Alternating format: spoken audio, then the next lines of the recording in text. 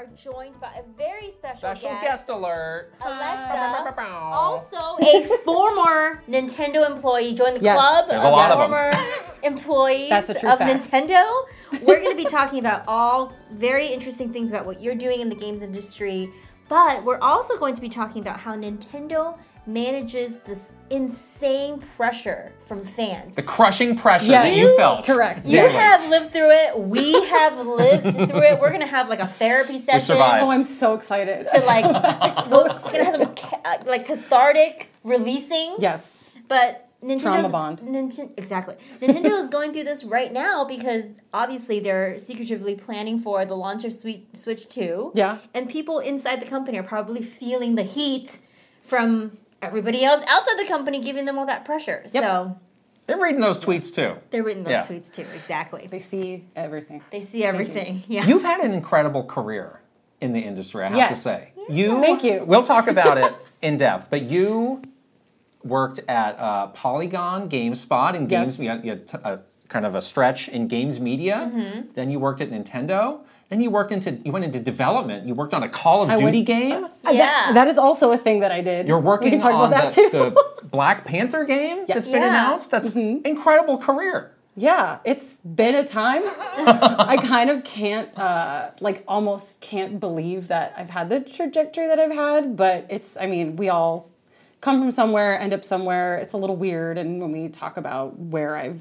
gone and how I got here, we can talk a little bit about that more. But it's been a ride. It's so interesting. You have probably one of the most diverse careers in gaming of anyone that I've ever known. So thank you. And you have some really cool things that you've done in your personal life around games that I really love too. You've written a book. I forgot about that. I did. You're the world's #1 Kingdom Hearts fan. You know, it's so weird to have something that you have absolutely nothing to do with be something that people associate you with. That's true. Yeah. It's really weird, but in the same way, kind of flattering. Yeah. Whenever I think about anything Kingdom Hearts, my #1 thought is always you. So, yes, it's true. You have somehow connected yourself so closely with some of these franchises, which is really funny. Yeah, Nomura, please call me. Yes, call her. She's the best. Call me. We are also going to be, I know there's this big elephant in the room, which is Palworld, and what the heck is going on. Oh my God, let's It's not an elephant, it's a pal. It's a pal. It's a giant Pokemon-looking pal in the room with guns. The capital D discourse, as we say on this podcast, is at the all-time frenzy level. Over the weekend, we're going to be making a separate video about what Nintendo is thinking about Palworld. You're giving me a face uh-oh. Yeah, I know. I have feelings, of course. We all have thoughts and feelings about Palworld and Nintendo. And we're going to be talking about it in the games we've been playing. We have been playing because you and I have been playing it. Right. But that video about Nintendo is out now. If you want to check that out and hear what we think. And this is the first unhinged game of the year. Truly unhinged. It's only January. I know. Only January. We're off to a hot start. Off to a hot start. We're off to a hot start. We are also doing, for our next Super Kitten Krysta 64, usually when we have one of these coming up, we give you the full details of what to expect and what it is. You want to keep this with this one, I really don't. Ooh. Because this is special. I will say that this is about Sonic the Hedgehog. How much did you know this about me when we were working together? That you love Sonic the Hedgehog? I hated Sonic the Hedgehog. Oh, you hate it? I hate Sonic the Hedgehog. I didn't know that. I tried to keep it a little under You were wraps. very good at it. I tried to keep it a little professional. Because that's a big partner. Wow, we got Sonic. We got the great Sonic games on our platform. It's I can't just be out. Sonic games. Okay. I can't just be out there trashing it left and right. I would tell some people. Yeah. You know, and what? Why? Why do you hate it? It boils down to a lot of childhood trauma, and we got it. We did a whole Sonic week. About a year ago, where we really dug deep into this, but it does come back to a lot of childhood issues that I had. Being a Nintendo fanboy and experiencing the teasing from Sega and the prodding from Sega and Sega fanboys. So at the very formative age of the tender age of 8, having feeling like your favorite brand is on the rocks. Did you not see in Kit's office when you did meetings in there that he had that Genesis does what Nintendo don't sign up on his board? I don't think I ever saw that. It was like, those bulletin boards we used to have in the office? Yes. He stuck up like a thing that said that. And I was like, when I first met him, I was like, why is that there? And he was... Motivation. He said it was motivation to work harder at Nintendo. I was like, crush my enemies. You are unhinged. You are I never saw that. But I feel like every time I was in your office, it was either because something was... Bad? You were working on something and I was anxious about it. Yeah. Or to complain. So, that happened, yeah. So... Yeah. Maybe that's why you weren't looking around. No. You were burying your head in your hands. Did you see the Labo email? Anyway. Yes.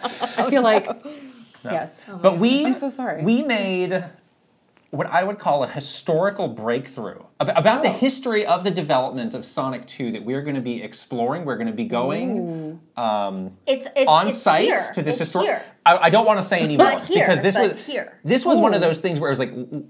layers of shock as I uncovered the details of this. I was like, wait, what? And then it's like, stop. I can't go any further. And then it was like, also this? And I was like, we have to make a video on this. And then I was like, just one night the text message came through, we have to do this. So do you feel any better? I feel much better now. Okay. Yeah. Oh, do you really? I thought you still don't like Sonic. No, I feel better. I mean, I'm not like running out to play these games, but the hatred has dissipated somewhat. Oh. How do you feel about the films? Have you seen the two Sonic movies? We watched. I've seen the first one. I thought it was good. We liked it. Yeah. Perfectly good movie. I'm not like a hater, but I'm definitely a Nintendo fangirl. So yes. I do have that. Well done movie. How do you feel about the rumors that Hayden Christensen might be Shadow? I love it. It's amazing. I'm in. I thought like Idris Elba as Knuckles was unhinged casting. That was great. Yeah, that was already great. That was already great. I want them to fight. Let's do it. Wait. Yes. In person. Yes, them, and not as Knuckles and Shadow. But I just want them to fight. Yeah. So I look forward to that. Free idea. That's all I have to say there. Yes. Yeah. Well...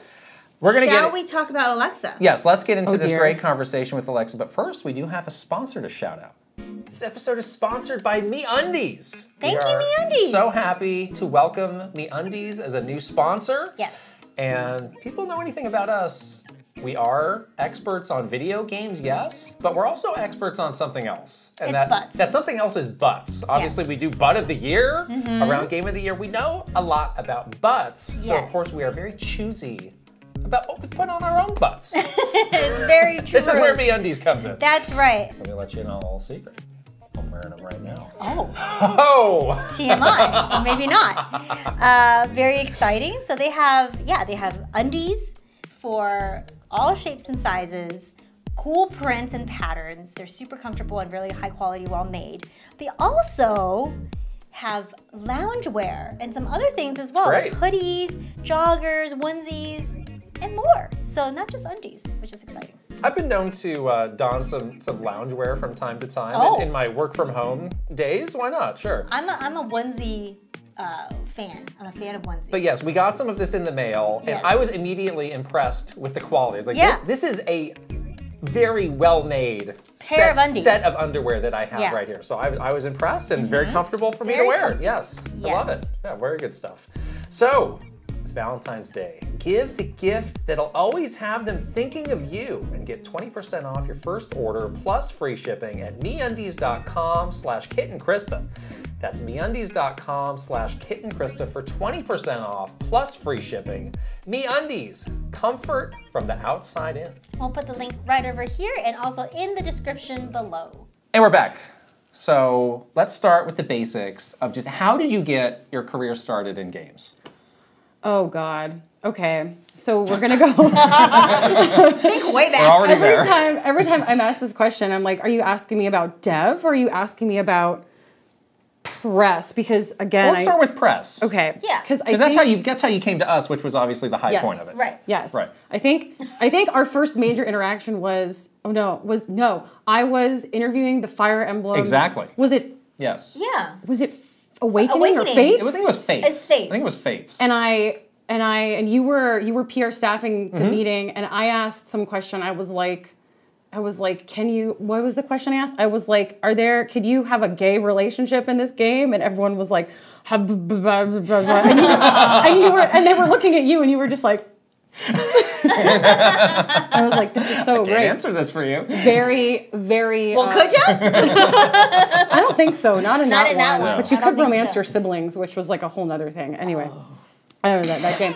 But that's like a core memory from my time in press. Yeah. So starting at Polygon, I actually was not doing anything. I was like freelance writing for some fan-made website out of New York City, and I was getting my master's at the time. I was getting my master's in medieval literature, which has clearly served me well. Yeah, like clearly I don't use that, and it's unfinished. Well, so it you're will never writing, be finished. so maybe a little bit. Little bit. There are some old ass tropes that I like to bring into my things. But I saw that Vox Media was hiring on like Twitter, and they were like, we're looking for like if you have no experience, like still apply. And I was like, I mean, like why not? So I applied, and I got the job, which was like I did not expect that. They had us do like a writing test that took like 2 days. I was working with Griffin McElroy, actually. He's the one who called me, walked me through my stuff. And then I got hired, and then I realized that they had hired 4 new junior writers, but I was the only one with no journalism background.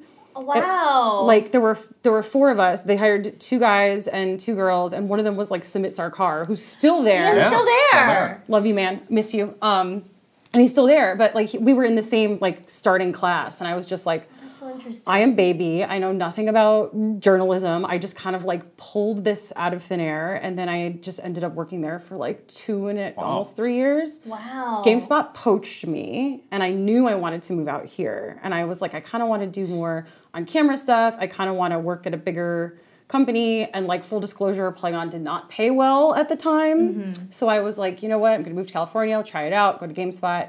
And then while I was at GameSpot, I kind of was like, well, I had a conversation with, of all people, Hajime Tabata, who was the director of Final Fantasy 15. He did Crisis Core, he did Type 0. And I was like at some dinner with him at PAX, and we were just talking, and he was like, you know, like you think like developer, you should be making games. You should be writing about games. You should be making games. And in that moment I sat there and I was like, I should. Okay, yeah, it's okay. And so what happened over the next few years was I left. I did like a stint at Crunchyroll doing brand stuff, which was my day job. While I was like started doing consulting, I started writing freelance. Around that time is when I started working on Bug Snacks with the guys at Young Horses. That's right. So fun. Probably one of the most fun experiences I've ever worked on, because those guys are just like so fun and so dreamy. And then I went to What's Good, did that for a year, and then was like, you know what? I need to regain my bearings, and I want to learn more about this side of gaming, and I also just need to like, I need to sink my hands into something, do something for however long. Maybe this is what I want to do.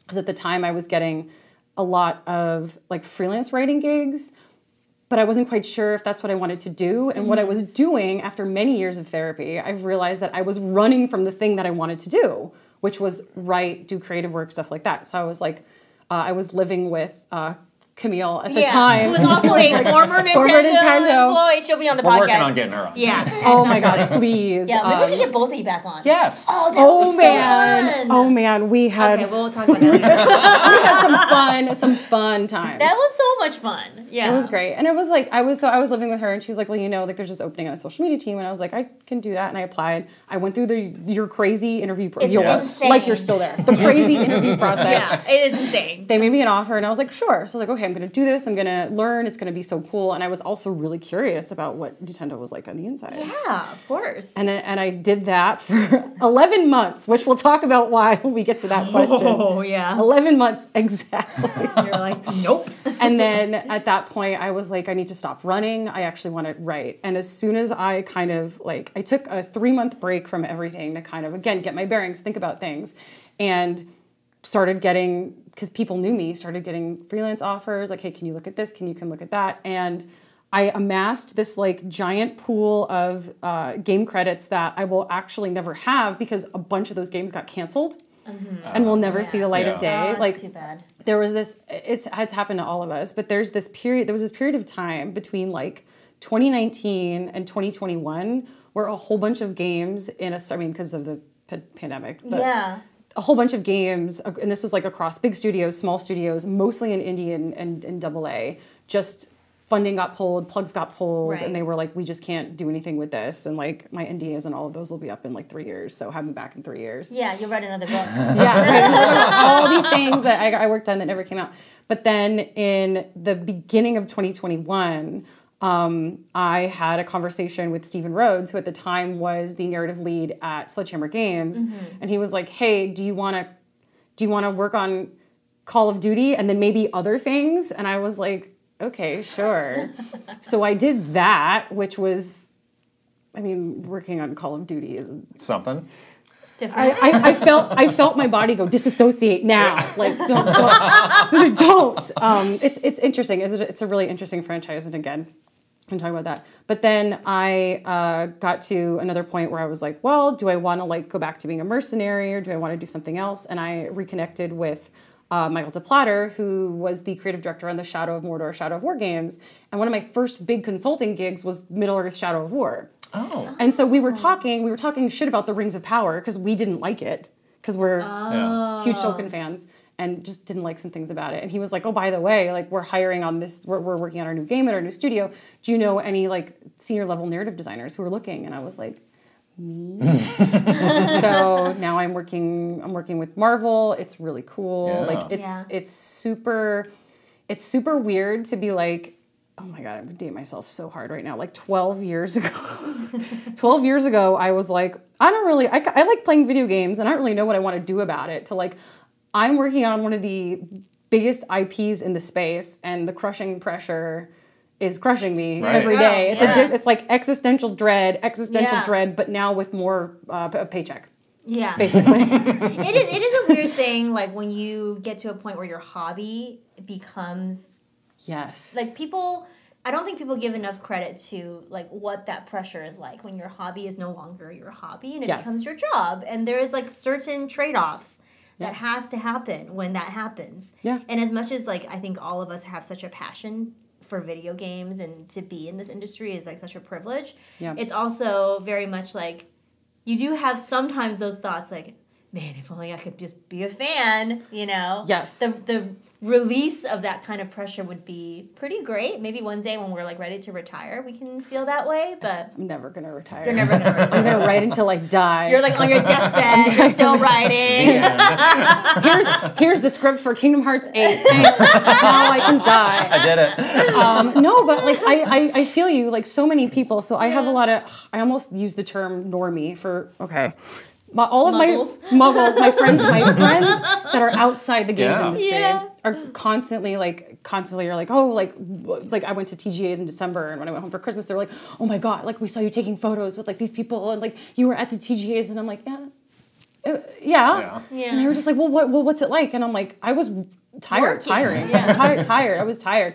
I was like chaining margaritas with Andrea and Brittany in like some back room at the Figueroa, just like back to the Figueroa. The Fig? Yeah. Back to the Fig? Oh, it's 2009. Okay. Yeah, there was like a little private party that was like maybe 100 people, because I walked into the JW, saw the roiling mass. Nope. We were like, no. I saw like 5 people I knew, and I was like, okay, so most of these are probably attendees. I'm just gonna leave. I can't be on right now. Like I don't want to be on. Hard. I'm gonna leave. Which was the correct decision. But then I came back at 2 a.m. and they were all still there at 2 a.m. What was I talking about? Making it your hobby. Yeah. So everyone is like, you must like love it. Like it's so fun. Like you get to be the person like writing the words and working with actors and working with the developers. And I was like, well, yeah, it's fun. And sometimes I am definitely guilty of getting bogged down in the job of it all and being like, oh, well,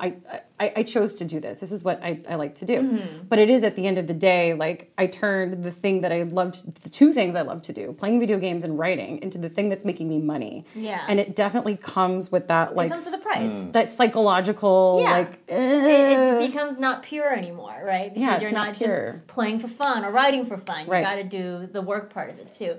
It's good and bad, but I do feel it. And I think you're living it, on two sides of it too, which can be hard. Yeah. So your time at Nintendo, that was 2018? 2018 to 2019. Right? Yeah. My third week on the job I can't believe it was only 11 months. That's right. right. Yeah, I didn't get onboarded. Because they were like, hey, so E3's in 3 weeks. Bye. We'll onboard you after. And I was like, oh, okay. That happened to a couple people. That's terrible. It did happen to a couple people. It did. Yeah, it's a little rough. That's not easy. Rough. Right, right. So at that point, you had done games media, you'd done some freelance stuff. Like, that is such a different setting, environment, culture. Like, what was that like? Going from press and dev, and then to pub. That's like tough. Press dev, press pub. That kind of pub. Yeah, that's not just any pub. It's not some one of the big three. Right. It's not some cool American company that's like not chill like about stuff. That's chill. Right. It's chill about. It's like the most corporate, like most even before I worked at Konami and Bandai Namco, so I was like, I know what this is like. It's Japanese. It's cool. It was like, whoa, this is whiplash. This is different. Or like people that go from Nintendo to like another company. Like we've had another former Nintendo employee, which we'll have on the show, Nintendo to Capcom, and was like, oh, this is also Japanese. But then like, oh, this is completely different. Right. This is completely different. So you had the most intense whiplash because you were coming to Nintendo, which is and with that E3, like no chance to like catch your breath and get settled at all. No. I think I was maybe slightly more prepared than someone else without my background because I'd been in press and I had dealt with Nintendo so often as press. So I already understood, like, these are the types of questions that they will not answer for journalists. These are the kind of things that make them uncomfortable. Right. These are the kind of themes and elements that they like to put forward when they talk about their games. And these are their flagship titles, and these are the ones that are kind of like a little more niche.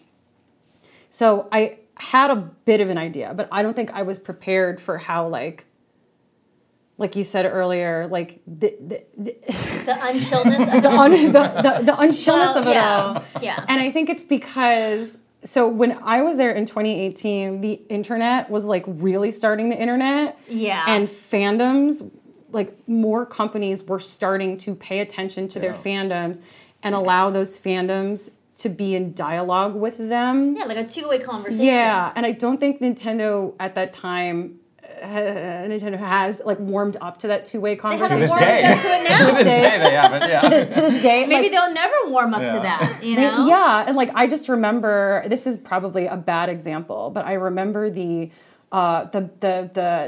Peachette thing when they were like, oh, now there's Bowsette, and now there's Chompette, and now there's like all, Remember how mad they were? They were mad. They were mad. And the thing is, like, you cannot engage with that. If you've decided as a company, you're like, we're not going to engage, that's totally cool. But you cannot put something out that people then love, and then you can't dictate to your fans how to consume it. How to consume it. How to consume it. Doing it wrong. Yeah, like do what you will. And I remember again, like this is like such a core memory of my time there.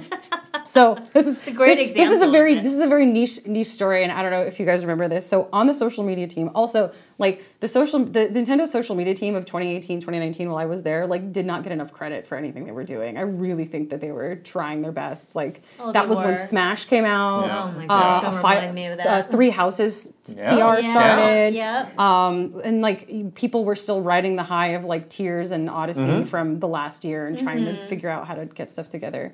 I wrote a lot of tweets for Yokai Watch. Weirdly, that was like my big project was writing. They really tried to make it a thing. They really did. I liked it. I really liked it. I mean, we knew it wasn't going to be a thing. No, you know? It wasn't going to be like Pokemon. It wasn't going to be like Maybe Pokemon. They should have put guns in it. But anyway, so we were. I will never forget. It was the top of the year, 2019, top of the year, January, and the way that we broke out social media stuff was like, okay, here are the games coming out, but also what is the season? And it was tax return season. Oh my gosh, yes, this story is amazing. And like, I remember getting, the brief. It's like, we would like to encourage people, if they're getting a return, to buy a Switch or buy a game.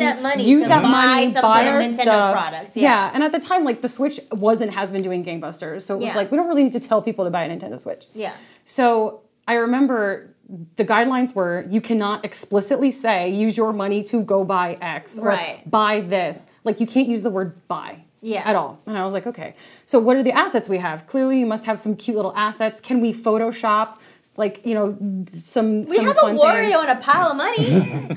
We had a Tom Nook. Tom Nook in a bathtub full of money. So Tom Nook in a bathtub was not approved, and the Wario with the money was also not approved. I remember because I was like, why don't we do a bunch of like silly Wario tweets in his voice? And his voice. No. Yeah. So what? So what ended up happening is they gave me access to the library of approved assets, and no joke, it was like character assets that you would put on a background, like Photoshop onto a background. Like there was no background; it was just white space. Yeah, it's like a character model, basically. Yeah, and it was like a Yoshi with its tongue out, and I was like, "What am I going to do with tax evasion? With this?" Yeah, tax evasion. Oh, I remember that. And I'm mad about that too. I was like so mad. I did. I think I actually submitted a couple tweets that were like alluding to Yoshi's tax evasion, and they were like, "We can't put these up." Absolutely. But I had this one tweet, and at this point, I was getting frustrated, and I was like, "Okay, I'm going to try to be as benign as I possibly can." So I found just Tom Nook holding like a bag of bells, and he's just like this. And the copy said, Tom Nook knows what you should spend your bells on, like this, like in March, wink, or like in April, wink, or something. Yeah. And it got through approvals. It just went. I don't know if people were tired that day or they were tired of me submitting all of this crazy stuff, but it went through. It got posted, and then it went like viral. Yeah. Chrissy Teigen retweeted it and everyone was like, oh my God.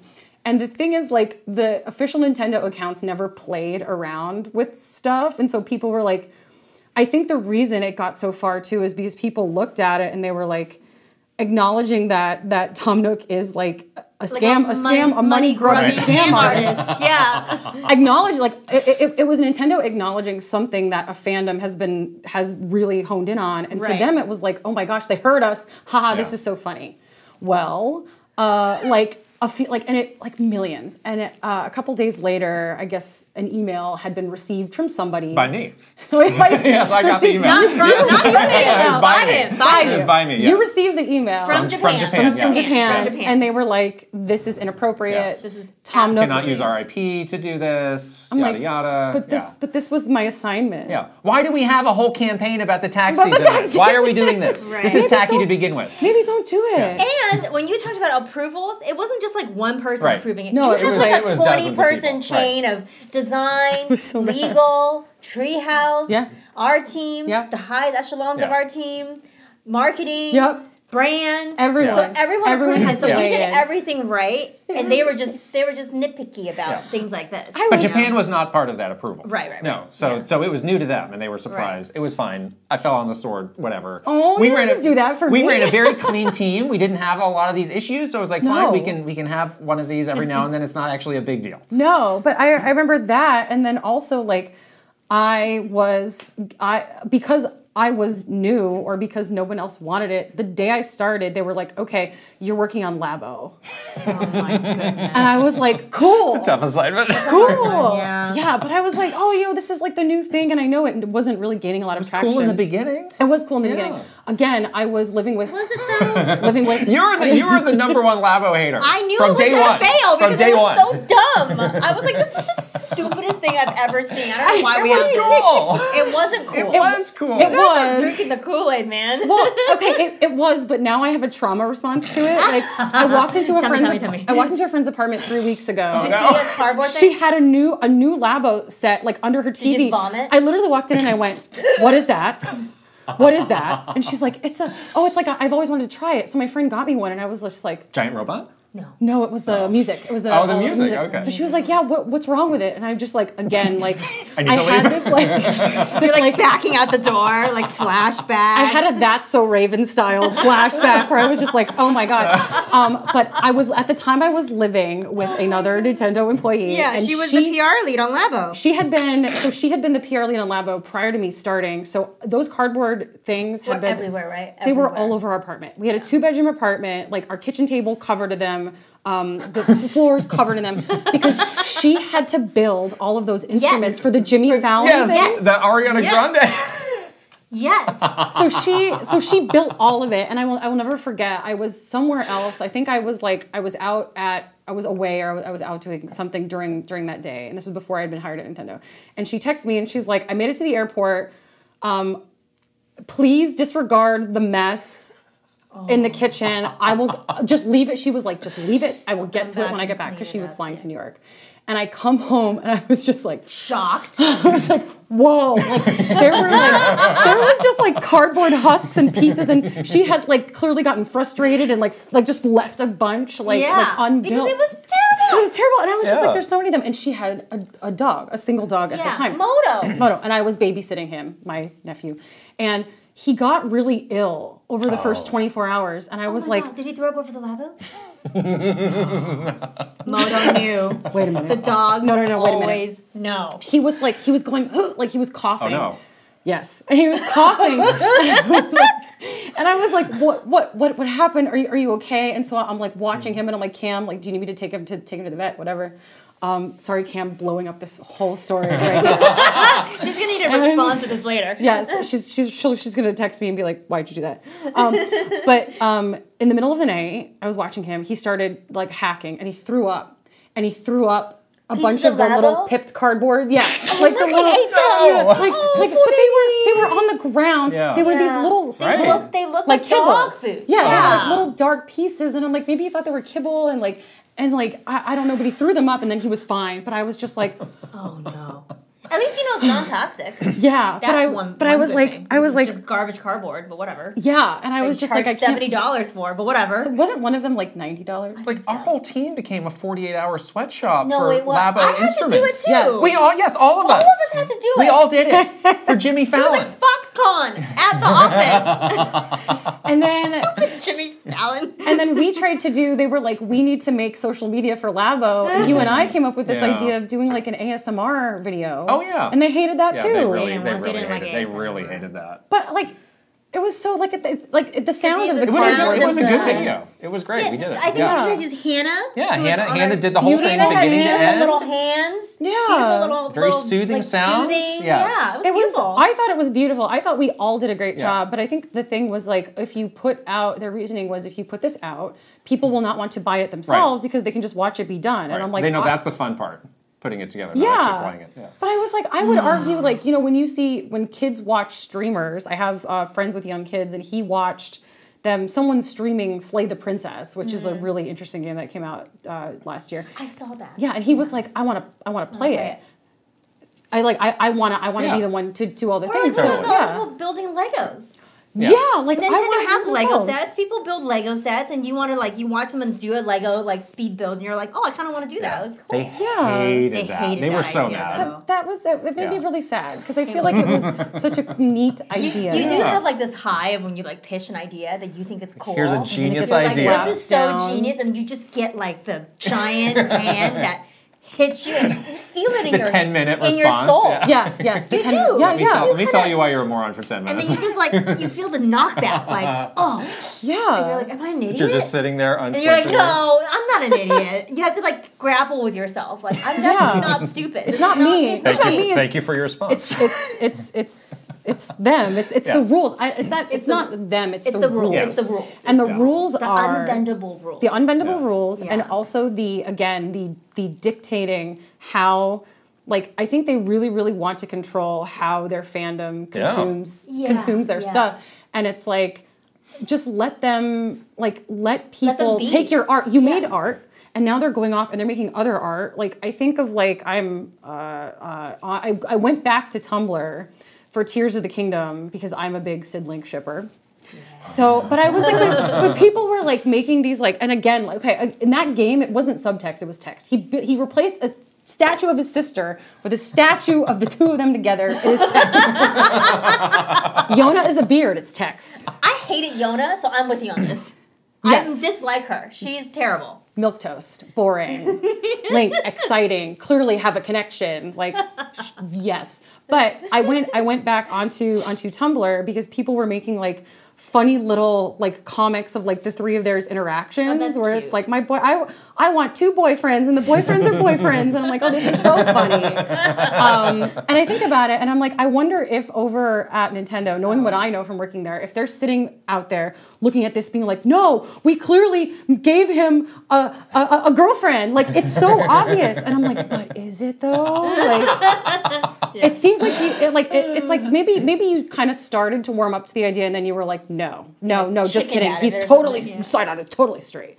Yeah. But that's true. What you said about what Nintendo wants to do with their fans is so true. Like they want you to love their products. Yeah. And you do. We do love their products. We really love them. It. But they want you to love it their way. The right way. I want to love things the way I want to love it. Yeah. You know, like I want to show my love in my own unique way. There's a lot of people that express their affinity for something in their own way. Right. But if it's not the way that Nintendo is comfortable with, they very much shoot it down. Yeah. And that feels painful, I think, for the fans and also for people like when we were on the inside working on it, because we had this we were very plugged into what the fan base and what the community was doing, and we wanted to acknowledge that, but because of these unbendable rules of how you must love something, it was impossible. It's so weird to me because I think about the Mario movie a lot. Like when I watched that, I was like, the thing with Bowser with the song and like him being very, very overtly like, yeah, I want to like marry Peach and all that stuff.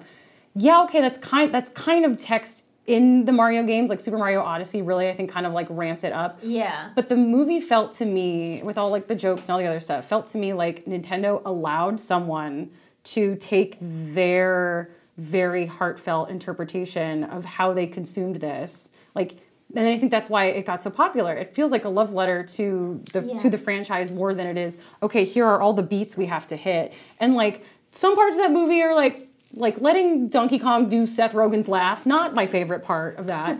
But it really felt like Nintendo for a minute let go of the reins and were like, okay, tell us. Well, Universal let go of the reins. And Nintendo didn't have any. Oh, really? I'm sure they were like let's let them make the movie because they have the expertise making the movie. But I think they also, it was like Miyamoto had like a creative peer with Chris Meledandria, where it's like, hey, we're gonna have some real talk, and I'm gonna push you creatively. Whereas this is why I'm worried about the Zelda movie, because like who's playing that role now? Oh, that's a good point. I don't know if anybody's doing that, so it could just run amok. So because it's like the co-producer title, right? Is those two kind of.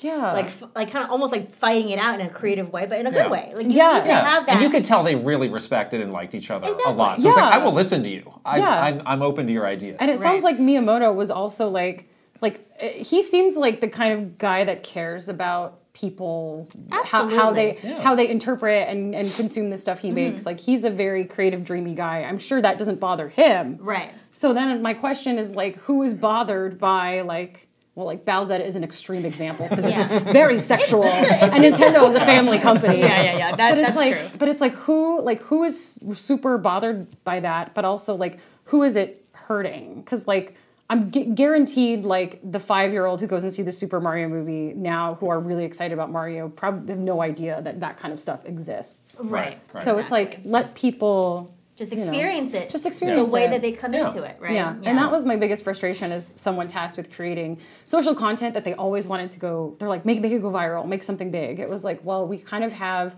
really... Hit the button! Yeah, hit the viral button. Hit it. Hands are tied. Just do it. Our hands are tied. Like we have, like, you don't want to put too many assets out there that give things away, and we don't want to be too forward. And it was like, well... The guardrails are really tight here. Yeah, so you just then you have to exist in like this really kind of boring, great like that area where you're not really doing anything. It was hard. Yeah. It was hard. Like we definitely, I feel like we did a lot, but at the same time there wasn't a lot of, again, room to be creative or in a way where we could show whoever the powers that be that we were paying attention to the pulse of the Nintendo community, and we wanted to get their eyeballs on our stuff. So yeah. But I left after 11 months. Yeah. I remember you sent me, so I would have to assign the games that people were working on, which was a really hard thing to do. And I remember one day you sent me an email after I sent that out. You're like, I'm very unhappy with this and I want to talk. I was like, all right, come in, let's talk. And I think it was Fire Emblem, I think it was Three Houses. Yeah, because I'm a Fire Emblem hoe. Like, that's my jam. Like, I freaking love Fire Emblem. You were not on Fire Emblem? You wanted to be on Fire Emblem. I wanted to be on Fire Emblem. I see, okay. And I had been saying for, like, I literally when I started, they're like, what do you like to work on? And I'm like, put me on Fire Emblem, put me on Fire Emblem. So for like 10 months, I was like, put me on Fire Emblem. And they didn't. And I was like, are you worried about what I'm going to do? Is that it? We had this problem of like, we had way too many games and not enough people to work on it. And it was a thing where it's like, somebody might have something that they're perfectly matched with, but they're already backed up working on 19 other things. So it's like, how do we make this work? So it's like a Tetris thing. It did end up with some of these situations where like you missed some of those, but it was like, there's too many games and we don't have enough people to do it. And they make you do like the same amount of work for every launch. Yeah, there's no pack and ship. I mean, for Yokai Watch, you're doing the same thing as like Mario Odyssey. So, and that's one of the hardest ones to work on because you got all the approvals and stuff. Yeah, you got partner approvals, you got to go to level 5, you got to do all sorts of stuff. So it's like, if you're doing that for every single game, like, you physically, as one person, cannot, you know? Right. Yeah. No, I think I ended up being on Yoshi, the Yoshi Yarn. Yeah. Crafted World? Yeah, Crafted World. And I think I blocked that one out of my memory. I was working with, shout out to Lindsay at Treehouse, she's awesome. But I was working with her, and we were just like, we had a bunch of really cool ideas, and it was just super hard to get approvals for that. And I just remember like all of our ideas getting wiped, and then like 2 days before they were due, having to just like come up with something. Be like, hey, how about this? Okay. Yeah. That would happen so much. You would have like your initial brainstorm of like great ideas. Yeah, and then when you finally go into the plan, it's like the most basic ideas. Yeah. Or the ones that you know will get approved again because you know they're gonna shoot them down. So yeah. So you were there the year that we were kind of working up to Smash, which was like this fever pitch of fan anticipation. You were yes. I've aged many years. So you saw the way like a lot of other people dealt with that pressure and the constant prying and the constant begging for stuff. Like, how did you personally deal with that at Nintendo? Begging for stuff? Yeah, just like the people just like constantly replying to everything that you're posting, like non sequiturs. Like we need a direct. The community. The community. Oh my god. The pressure of the community. The external pressure. Right. Of the community. I think that at the time I think Brad, shout out, was live managing the account at that time, and so he was getting the of things. But we went through replies. I think we had like a weekly meeting where we were looking at what the people were saying to us. And the awful thing about, again, having come from having media in my background and having been a person of interest on the internet was I already had a bunch of people who felt like they had parasocial relationships with me. Right. And they knew where I was and knew that I was accessible. And at that time, I had kind of like really scaled back my use of social media because I was like, I'm pub side. I remember one day I had like 10 tweets about Fire Emblem because I was super excited for it or whatever. And I got pulled into someone's office and they were like, you need to tone that down. Really? And I was like, but I'm excited. Like, really? I didn't swear in it. Yeah, I didn't swear in any of them. Oh my gosh. I didn't swear. I didn't say anything weird and horny. Like, I was very like, I did. No one cared. See, yeah. Well, I was very like, I'm excited. This is and they were like, it looks like you're giving preferential treatment to one of our titles. And what? And because you are so visible on Twitter, like, we would really prefer that you not do that. And I was just like, seriously? Yeah. And I was like, this is kind of a lot to string together. Yeah. And I was like, I can't believe they were trying to control you like that. Yeah. That's ridiculous. It was weird. And then I also got in trouble at E3 because the E3 account tweeted a photo of Sakurai at the booth. Yeah. He was posing with us. Someone from our team was taking a photo. And they tweeted it. And I like benignly retweeted it. And I got slapped on the wrist for that too, because they were like, Sakurai did not approve that photo. We did not approve that photo of him. The E3 account, like, we're very upset with them. Like, you can't be retweeting that. And I was like, I just thought it was cool that he was here, and he's like his game is up on the screen behind him. Like, what a proud moment for him. What a silly thing. Yeah, I was like, I don't know. They were very, very... I was so scared. I was so scared to tweet anything ever. So I just tweeted pictures of my dog, and that was it. The fear is real. The fear of God was put in me after that. Fear. But it was... a lot of people would be like, hey, like, can you talk about this game? Or like, what is that? Or whatever. So you were feeling the pressure in like another sense, too, because people knew that you were visible and all that stuff. And I was like, don't talk to me. And then, of course, all of my industry friends were like, so what do you know? And I'm like, I'll get personally killed by Mario if I say anything. He will appear out of the woodwork and shoot me between the eyes. Yeah.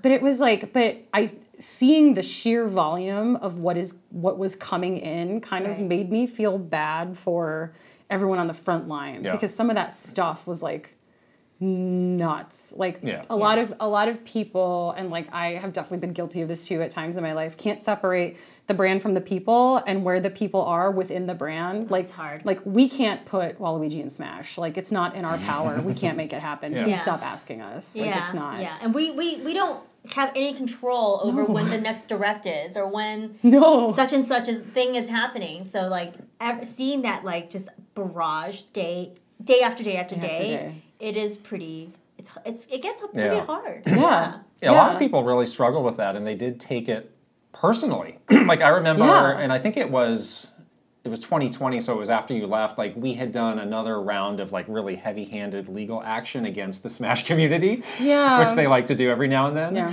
And like the people who were working on that were really crushed because I think I mean, these are people who love Smash Brothers, and I think they kind of associated with the community and we're really rooting for this to work out.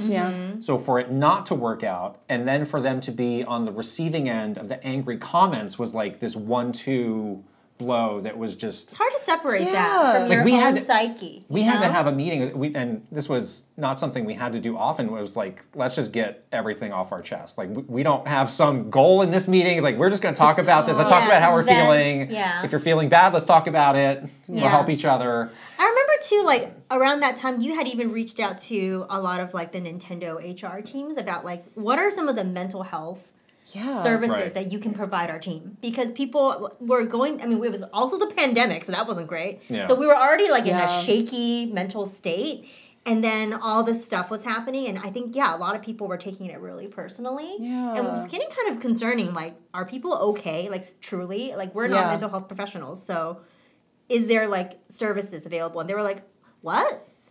I mean, you can read this pamphlet. You can read this pamphlet. We're like, wait, what? To their credit, they did have a few things, but they were a little unprepared to receive questions about it and to talk about it. So I think they were just like, we have this, so use it if you need it. But it was like, what exactly is this? How do we get access to it? So that was, great. So hopefully they've taken some steps since we've left then. Maybe not, I don't know. Yeah, it's so weird to me because like the company motto is putting smiles on people's faces, and it's like, well, what about the people who work for you?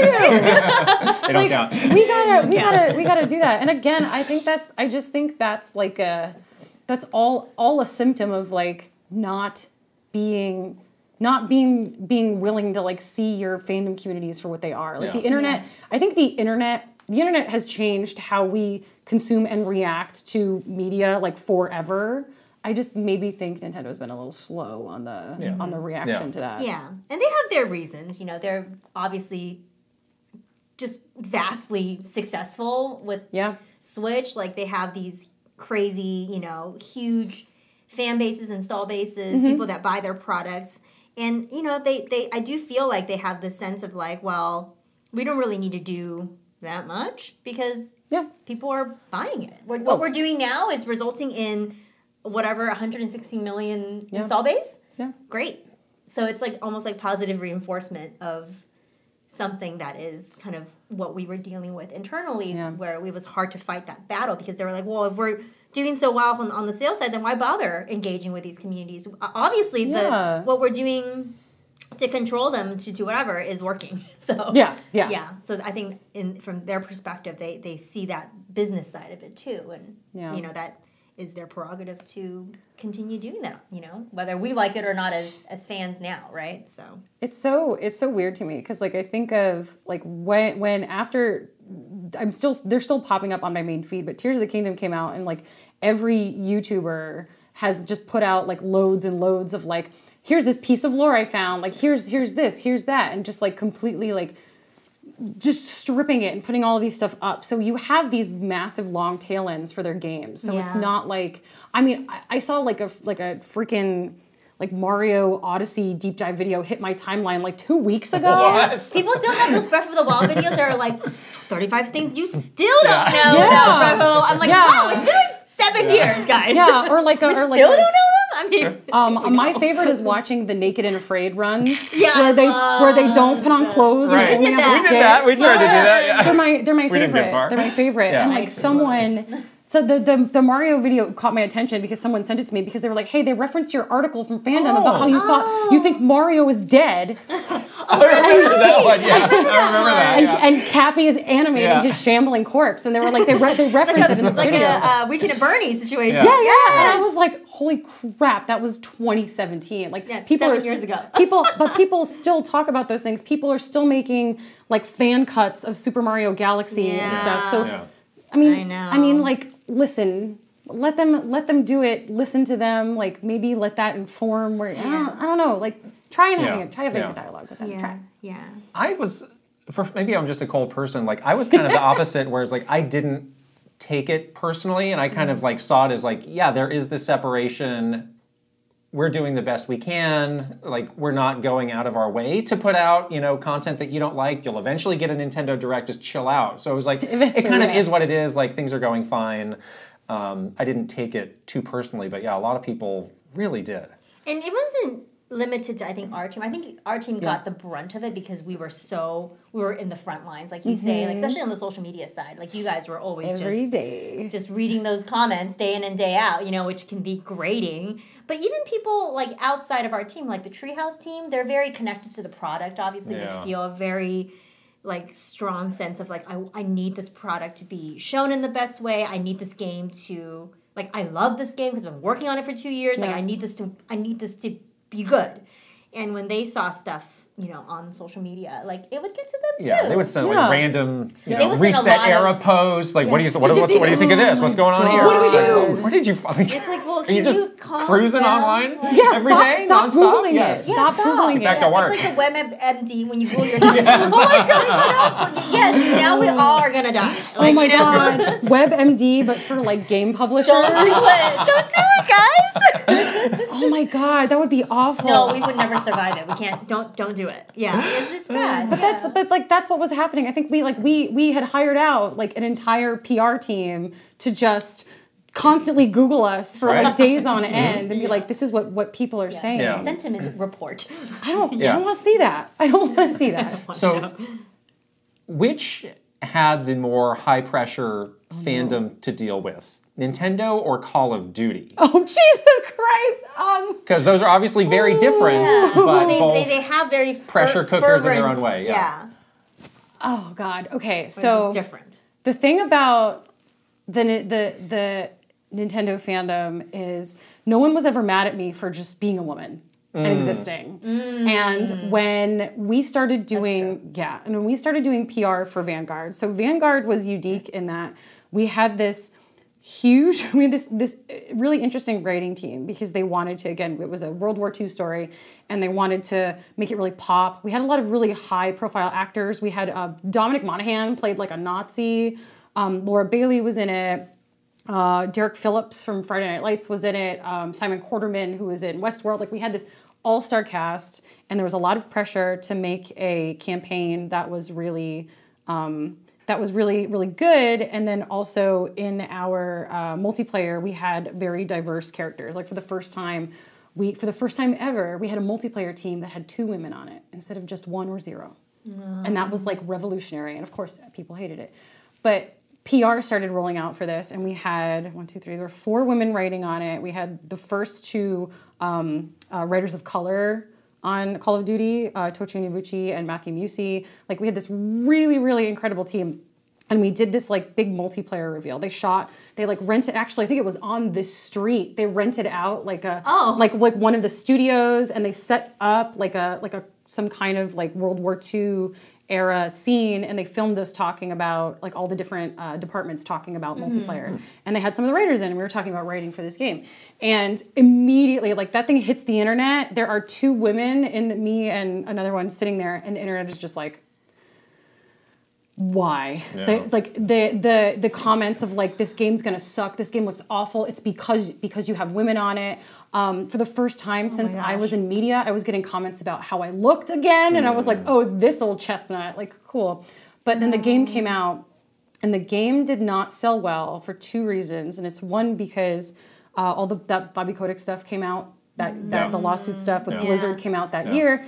And as a response, like a lot of our marketing stuff got pulled. Like the response was to be like, okay, we're just going to lay low. Yeah. And then press boycotted all Activision titles. Yes. So I forgot about that. Games Press boycotted all Activision titles. And it's like, I can't be mad at that. But it sucked because not only did most of my friends not play my game for like 2 years, but we were not like, there was like that Jeff made that statement at the Game Awards about how we do not tolerate whatever, and I remember sitting at home watching that being like sad, and like no one was talking about it. It came out, no fanfare, but I was still getting comments from because Call of Duty is a loyal fan base, still getting people would find my Twitter, send me things being like, you ruined this game, like you should like, I hope someone kills you. Oh my god. Oh yeah, like you should kill yourself, like constantly trigger warning, sorry. People found my Instagram, people found my private email, like people doxed me with an incorrect address, which I was like, okay, thank God. But like it was just this like torrent, and I wasn't the only one getting it. It was most of the people on like most of like the women I know were just getting absolutely like reamed. And this year when Modern Warfare 3 came out, Ashley Poprick, who was one of the writers, she also got raked, like would just get random hate comments being like, how dare you touch Call of Duty? So I would say, like, I never, working at Nintendo, I never had someone being like, I hated Mario Odyssey and it's personally your fault. Like, right. It was more of a collective hate. Right. Yeah, but it was also not like, individualized. I don't want to call it a gentle hate. It was more like from like the Nintendo community, it was an extreme expression of displeasure. Yeah. It was never a threat to end my existence. Your life. Yeah, that's really scary. Yeah, and when I left, I got a bunch of like private, my DMs are now shut. I didn't realize they were open, but I got a bunch of messages that were just like, I'm so glad you're leaving. Like you ruined it. Like, and then I announced what I was working on next, and they're like, great, she's gonna ruin this. And I'm like, what the heck? And I'm like, stop. Is Activision and Sledgehammer, were they equipped to support people through that at all? No. They did nothing. We constantly... But this can't have been the first time that something like this happened. I mean, probably not. Yeah. I just remember bringing it up to like my skip lead and being like, hey, like this is happening again. And they went off and had some conversation with someone, and then nothing happened. Like they're just not prepared for it. And again, like I was not social media for Activision, and I was not on the front line. I was just making the thing. And I know that there are some other like female developers that didn't have this experience, just saw the general hate online. But I think being as present as I already was on the internet, it kind of worked against me, where people were like, oh, I know who you are, so I'm going to come after you. Yeah, I know who you are, so I'm going to come after you. And it's just like, you really don't have to do that. No, you truly don't. No. Absolutely awful. But compared to what we got at Nintendo, Nintendo was very gentle. Yeah. Gentle hate. Yeah. So what was the last straw with you and Nintendo? Where you're just like, I gotta go. Cardboard? If you need to point at me, you can. No. You were great. You were an excellent boss. Right? You were an excellent boss. I was actually really sad to leave you because I feel like we were maybe close to cracking something, like doing fun social media stuff. I think for me, it was not Nintendo so much as it was like I had a realization that I wanted to go be a creative, and Nintendo was not allowing me a chance to make creative stuff for them. So I was like, you know what, like that's okay. Like I'm just gonna go. But I think I think maybe not getting to work on Fire Emblem might have made me like, okay, fine, I'm just gonna leave. So it was me. No. Oh, I was like, you know what? Like, I'm gonna go be a fan. It's totally gonna be okay. Yeah. Being publisher side was not for me. I tried it out. Yeah. I didn't like it. Like at the time, I was like, you know what? I think I need a break to plot my next move. And like, I don't quite remember why I decided to. No, I did. The reason I left at 11 months and didn't stay for a year was because E3 was coming up, and I did not want to do that again. Doing this again. I was like, people plan their exit strategies around not doing E3 again. That's smart. People will go on like maternity leave because they want to do E3 again. They're like, oh, I gotta have the baby like that. That's so smart. And like, I had a good time. I had a good but stressful time at E3 the year prior. Like, they had like the whole Smash thing was up and it was cool, but I was just like, I can't do it again, right? I can't. Yeah. I think I gave them like a 4-week notice. I was like, I will help you do everything, but I'm not going to be there. I don't want to be there. I don't want to do it. Yeah. No, it's good. You set your boundaries. Yeah. You know what you wanted. Boundaries. Boundaries are important at Nintendo, or else they'll just take everything you got. Yes. Yeah. Bye. So let's talk about what you're doing now as a writer. And let's start with a really basic question because we don't know, which is how does writing fit into game development? Oh my God. So it totally depends on the kind of game you're making and the studio. So if you're making a gameplay first game, think of like someone is going to argue with me in the comments, like Destiny. Okay. Because Destiny has a very good story. Shout out Allison Lurs. But Destiny is gameplay first. They're like, we're making this beautiful space for you to play in. And then we're kind of putting the story on top of it. And I guess maybe a bad example, in the last couple of years, the story has gotten really, really good with Destiny. But again, it's gameplay first. So they're like, here's the new stuff we're making, the way that we are going to have people play, and then you fit story into it. Or if it's narrative first, it's the story is concepted at the beginning alongside all of your gameplay stuff. And then you kind of, can we make this work? Okay, build that in tandem. If you're doing a story that has a narrative system, like Baldur's Gate, that story has to come like absolutely first. You're like, here's your framework, and now we have to build the system to make sure all of this dialogue stuff works, and make sure the world reacts to it and whatnot, and you build that in tandem. Yeah. If you're doing a game like, I'm going to use The Last of Us as an example, which is very much a story-driven experience that has gameplay in it, essentially a playable movie, the story is king, and that would be something that gets written, handed off to designers, and it's like, okay, this is the whole sequence, make it. Make the sequence work. If you're not doing any like fun technical gameplay stuff, like if you're not making a new system, if you're just doing good combat and stuff like that. What are the different like roles within that team? Because I feel like I hear about these more than I used to. Like narrative designer. It's like I hear about that a lot more now. I'm like, I don't know what that is. And it's like, I'm sure not everybody is just like sitting at a keyboard writing, like somebody's like fitting it into the game. Like what are the roles and like, how does it all work? So I don't know. So I literally had this conversation with someone recently because they were like, what is the difference between like, because my LinkedIn and my Twitter say writer and narrative designer. Yeah. Because so narrative designers don't always also write. There's very much like, I have been in situations where I was hired as a narrative designer with the assumption that you are writing and you're also doing world building stuff and you're also kind of figuring out how it fits into the overall design. And in some cases you are also implementing, AKA you're the one opening the build, putting your writing into it and checking it in.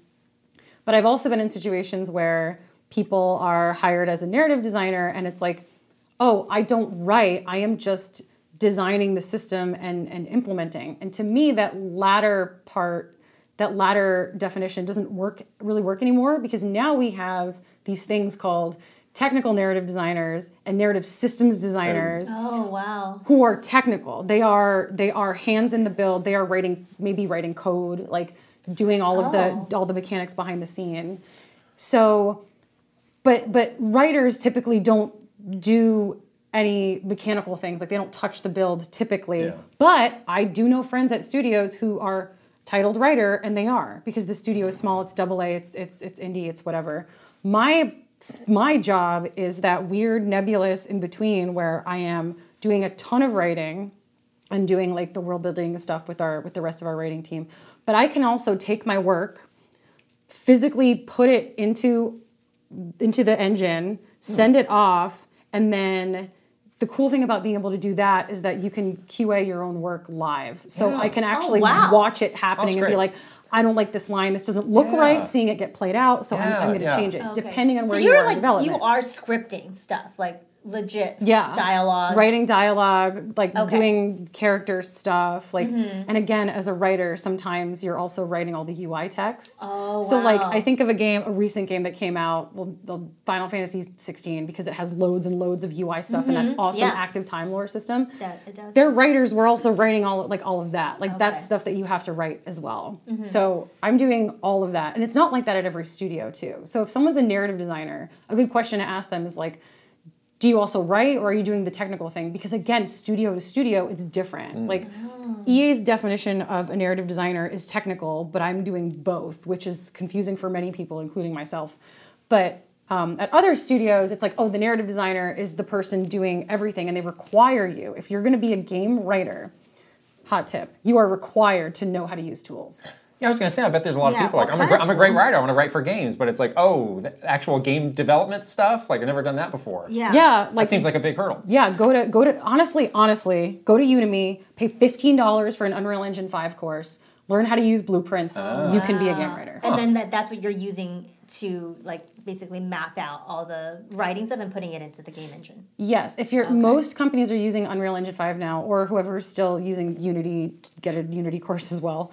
But Unreal Engine 5's blueprints are a pretty solid estimation of the kind of tool. If you're either you're going somewhere and they're using Unreal Engine 5, or they built a proprietary tool that is probably in some tangentially way related or similar to the way that you upload in Unreal Engine 5. Wow. Okay. So like I know a lot of people coming from TV and film who are like, I want to write The Last of Us. Like I have this great idea for a game script, and I'm like, you don't pitch a game script. Like you go to the company and they say, this is what we're making. Do you want to work on it? And just having different, right? It's different, but having the knowledge, even the base knowledge of like, I can open Unreal, I can navigate to the blueprint, and I know where to copy paste my line. Huge leg up. Huge leg up over everyone else. There you go. You don't have to be like programming. I think people get scared and they're like, oh, I'm not a programmer. Like I don't know how to do that. No, I can't do that either. But I've gotten to a point where I can write a line, open up an engine, pull up the system, actually physically wire the moment I want to create, and then like put the words in and make sure the right people are saying them or whatever. Which again comes with. That's so cool. It's super cool. If I ever went off on my own and decided I wanted to make my own game, I could probably just like do it like that. But if you also like a good way to practice learning that is Twine, which is a free tool, which is a reactive like narrative systems tool. But it's that's one thing. And then the other thing I think a lot of people don't think about when they're like, oh, I want to write games is, are you prepared to write thousands of barks? Like are you prepared to open an Excel document and have to come up with 27 ways of saying reloading, like 10 different ways of saying like the sound you're going to make when you pick something up. Yeah. And it's super daunting because all of those barks essentially are your player, like your character reacting to the world, letting the player know they did an action, or somebody around you letting you know like enemies are approaching, like there's someone nearby, like something's going on. It's why I actually really like the Zelda games, because nobody's talking. Like nobody's talking. You just get to like quiet world. Yeah, and like I think that's what makes like the exploration in those, part of what makes the exploration in those games so powerful is because there's no barks. No one is doing anything. Yeah. No one's yelling at you. Your Link is not. I think of Aloy in Horizon Forbidden West, where she had a comment for everything. Commenting. And I'm like, Link's not like, ooh, an apple, ooh, a stick, ooh, another stick. Like that would be awful. But that's what like you have to do. So that's something that you have to do as well. Because it's interactive. Yeah. You're not like a movie or a TV show where you're just watching it on a screen. Like you literally have people interacting with the world. So that's such a different way to write for. You know. It takes a little while to adapt to, but once you've got it, you've got it. Yeah, that's so interesting. We got some questions from our Patreon superstars, and this is a good one to fit in here from Super Pistachio. How much creative control does the writer have on the story, and how much does the story influence the rest of the game's development? Oh dear. In the opposite direction, does writing for a game mean constant tweaks or rewrites as its content and features change over the course of development? Yes. Good answer. So again, how much control does the writer have on the story? It depends on your studio's writing team structure. So, and where you are in development. So for example, I came onto Vanguard like 7 months before ship, and the story was not finished. Someone's gonna write an article about this. It was like 7 months before ship, and things were not done. So we were fixing a lot of things. Yeah. And I had come in because I was the last one in the door and things were already set up. I was essentially given like, okay, here's the story. Here's how the story goes. Here are who our characters are. Here's all the documentation for how they sound, how they move. Here are some clips of our actors mocapping them. Like I was given an assignment and something I had to adapt to. And that is, I think, such an overlooked part of game writing jobs, because I feel like a lot of people who want to start or get in see these game writing jobs and are like, oh my God, like this is for, like, I don't know, the next horizon, and I have ideas and I want to come in with these ideas. And it's like, well, no, you're probably going to start, and your creative director or your narrative director, because you need those two people, are probably going to be like, here's our story. And depending on where you are in development, you might be able to discuss and rebuttal a little bit and kind of talk it through and be like, well, I don't know about this. Can we talk about it? And if you have a good creative director, good narrative director that are open to ideas, you'll have a little dialogue. Maybe you'll change ideas, maybe you won't. And then you go off and write. Or you get hired and the narrative director is like, this is my story, this is what it is, your assignment is to write. And I know a lot of the new AAA games that have popped up in the last couple of years, it's very much like someone had a very specific story vision and that's what they want to make, and those are the people that they're hiring for. Right. If you're starting on the ground floor of a new IP and you get hired right at the beginning, that's kind of like it's the I don't want to say it's the best case scenario, but it is the hardest, because it's like, okay, blank slate, here are the gameplay, the technical things that we want to do, here are the characters that we have. If it's a new IP, you have blue sky and you're kind of putting all these things together. And if it's an established I was going to say Black Panther because that's what I'm working on now. If it's an established IP like Black Panther, obviously there are characters that exist in it, places that exist, items that exist. And those are, then you're put in a sandbox and given all the toys, and they're like, okay, how you assemble them is up to you. And if you're in a writer's room style studio, then there's typically a few of you writers, and this is my preferred way to do this. You guys get to sit down, talk through ideas, and kind of play yes and. Someone will have an idea, and maybe you piggyback on the idea, or it leads to another nugget of an idea. Like that kind of feedback, I think, is the best part of writing for games, because you get to sit down with other creative people and then just open your brains and dump everything out and see what you can put together. Some studios just have a lead writer that, depending on how big the game is, also I think of Supergiant with like Hades and Transistor and stuff. That's Greg Kasavin. He writes, and he obviously works with the game design team to make sure what he's writing fits into the technical systems and stuff like that. So it totally depends on the studio. Totally depends on the project. As far as having to constantly tweak your writing, this is another thing that I hear from a lot of friends of mine that have come in from screenwriting is like, you don't hand in a script and then you walk away. It's like there's a 95% chance everything that you just wrote is going to get shredded, chopped up, pulled out, changed. Pieces of games get cut, things get added. Sometimes you have, in the rare instance, a problematic character that has to be changed halfway through development, so you're basically rewriting who this person is, but you have to rewrite it to fit everything else that has already been made. So you have to be, I think if you're going to be a game writer, you have to be open to like 24/7 feedback from the people around you. You have to be ready to be like, game design says this doesn't work, so we can't do this. Obviously defend your vision if you have a strong one, but there is a point where you have to make sure it works. Have to make sure it works for the game. And you have to understand that even if you love this line, it's like the best line you've ever written in your life, if it's not serving its purpose, it's going to get cut.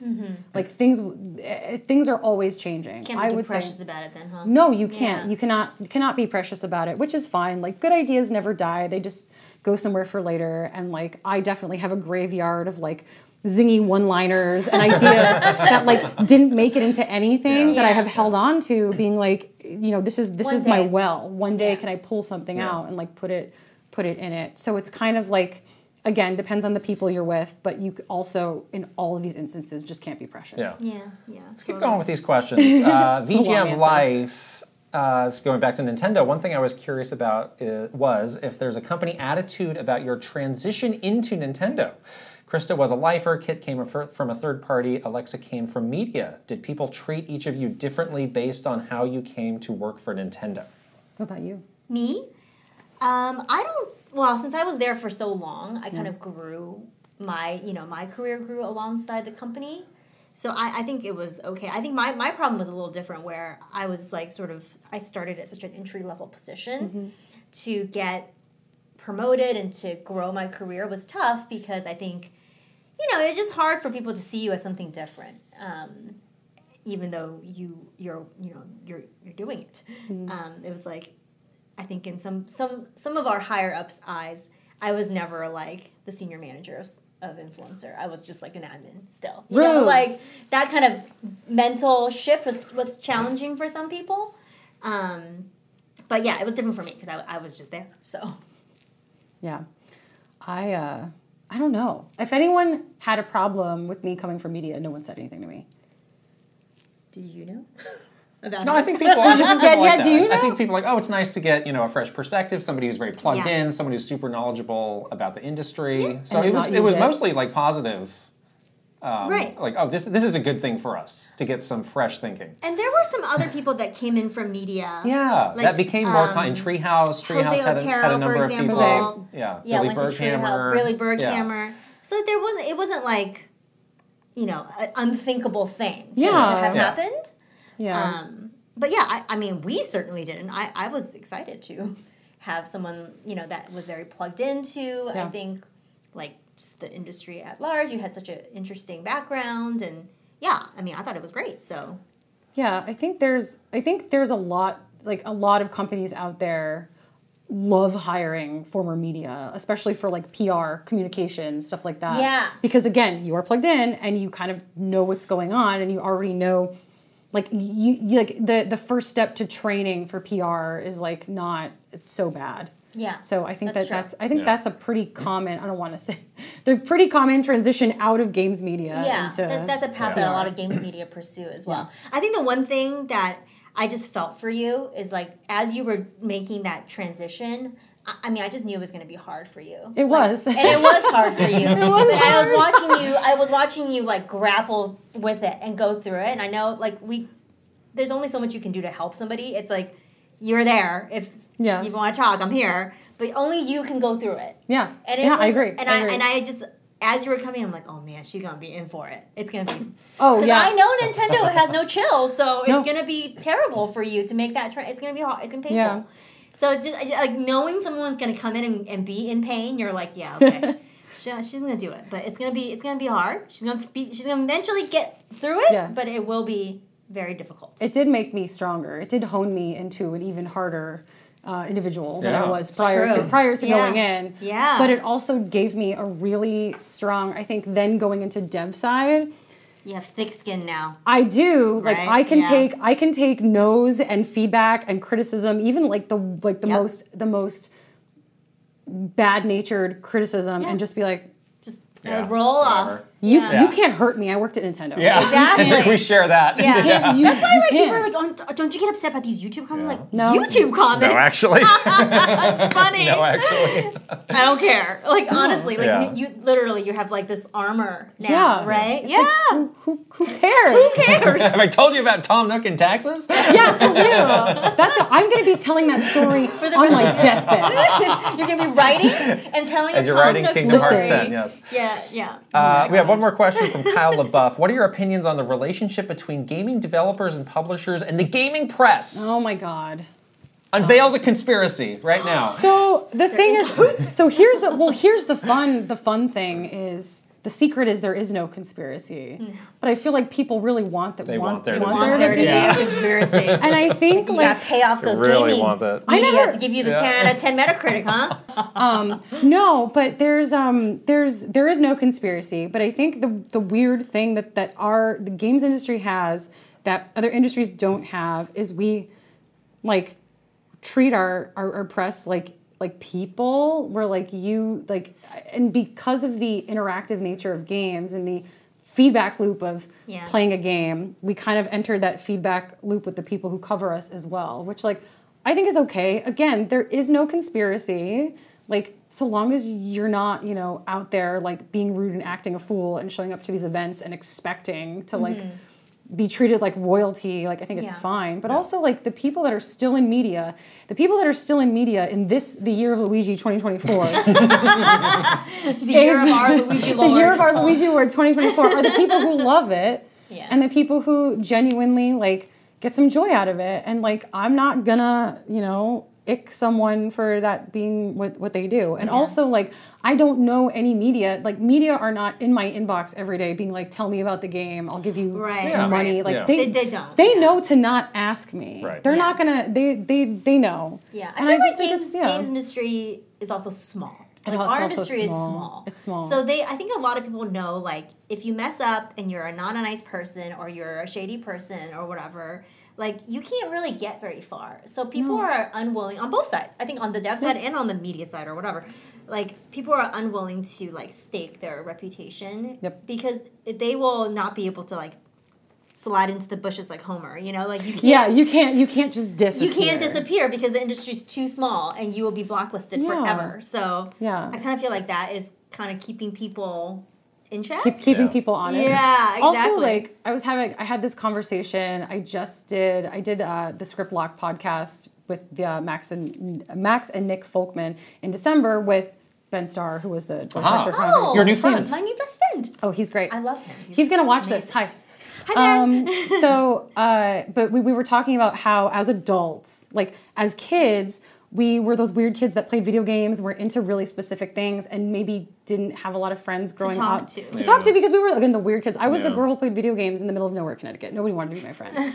But now we're growing up and we're finding all those lonely kids who like the same things we like, and we just naturally are drawn to each other. And I think that exists in all, like, in game dev world and in game press world. And it's like, why would I not want to, like, talk to you about this stuff? Very pure common bond. Yeah. So I think it's, I think it's totally fine. I think that, again, there is no conspiracy. There is nothing weird happening. And I think maybe people in the normal consumer sphere so badly want to be like, aha, look, stuff is happening. Nothing is happening. We're all just a bunch of weird people who like video games doing this. Exactly. That's it. Yeah. So That's true. It. Yeah. That's just it. Let's talk about the games we're playing. I'll put you on the spot. Anything you're playing you want to talk about? I want to hear about Palworld. You want to talk about Palworld? I want to talk about Palworld. Talk about Palworld. So you have not tried Palworld. I haven't played it, but I have seen all the capital D discourse. the Sheen version of Pokemon with guns. You can't miss it. Yeah. So we've both been playing it. We've both been playing it on Xbox. Right. Obviously, this has been breaking records this morning. 5 million Pal Tamers in 3 days. Way to go, pals and other people. As I said at the top, this is the most unhinged game of the year. Yeah. This game it's like a mashup of a lot of things. So it, to me, feels like a mashup of Pokemon meets Breath of the Wild meets Minecraft. Mm-hmm. And I say Minecraft only because I'm not super versed in that genre, the survival genre. Yeah. I see a lot of people saying Ark is the better comparison. Yes. I've not played that. I've never played that. Okay, do you like Ark? Yeah, it was fine. Okay. I'm not a survival person. Very similar to Ark. I've never played that game, so I can't compare. Right. Interesting. So I mean, there are things that are like you completely just lifted this from Pokemon. Like you throw the Pokeball and it's like 3 little shakes, and the percentage goes up every time, and then you caught the pal. And then you do have to do that thing in Pokemon where you like kind of fight it a little bit, get it down to like you bludgeon it though. You get it in a corner, you punch it in the face. You can also hit it with a stick. It's Sheen Pokemon. It's the Sheen version of Pokemon. Yeah, but there are also a lot That's a Gyarados. I'm looking at this right now. That's absolutely a Gyarados. There's a Froakie right here. Right. Lapras. Yes. Yes. Like the designs are just like, yes, you ripped this off clearly. But like that is. At least he looks happy. There are other things that are not like that at all. Right. I did get a Breath of the Wild little glider thing.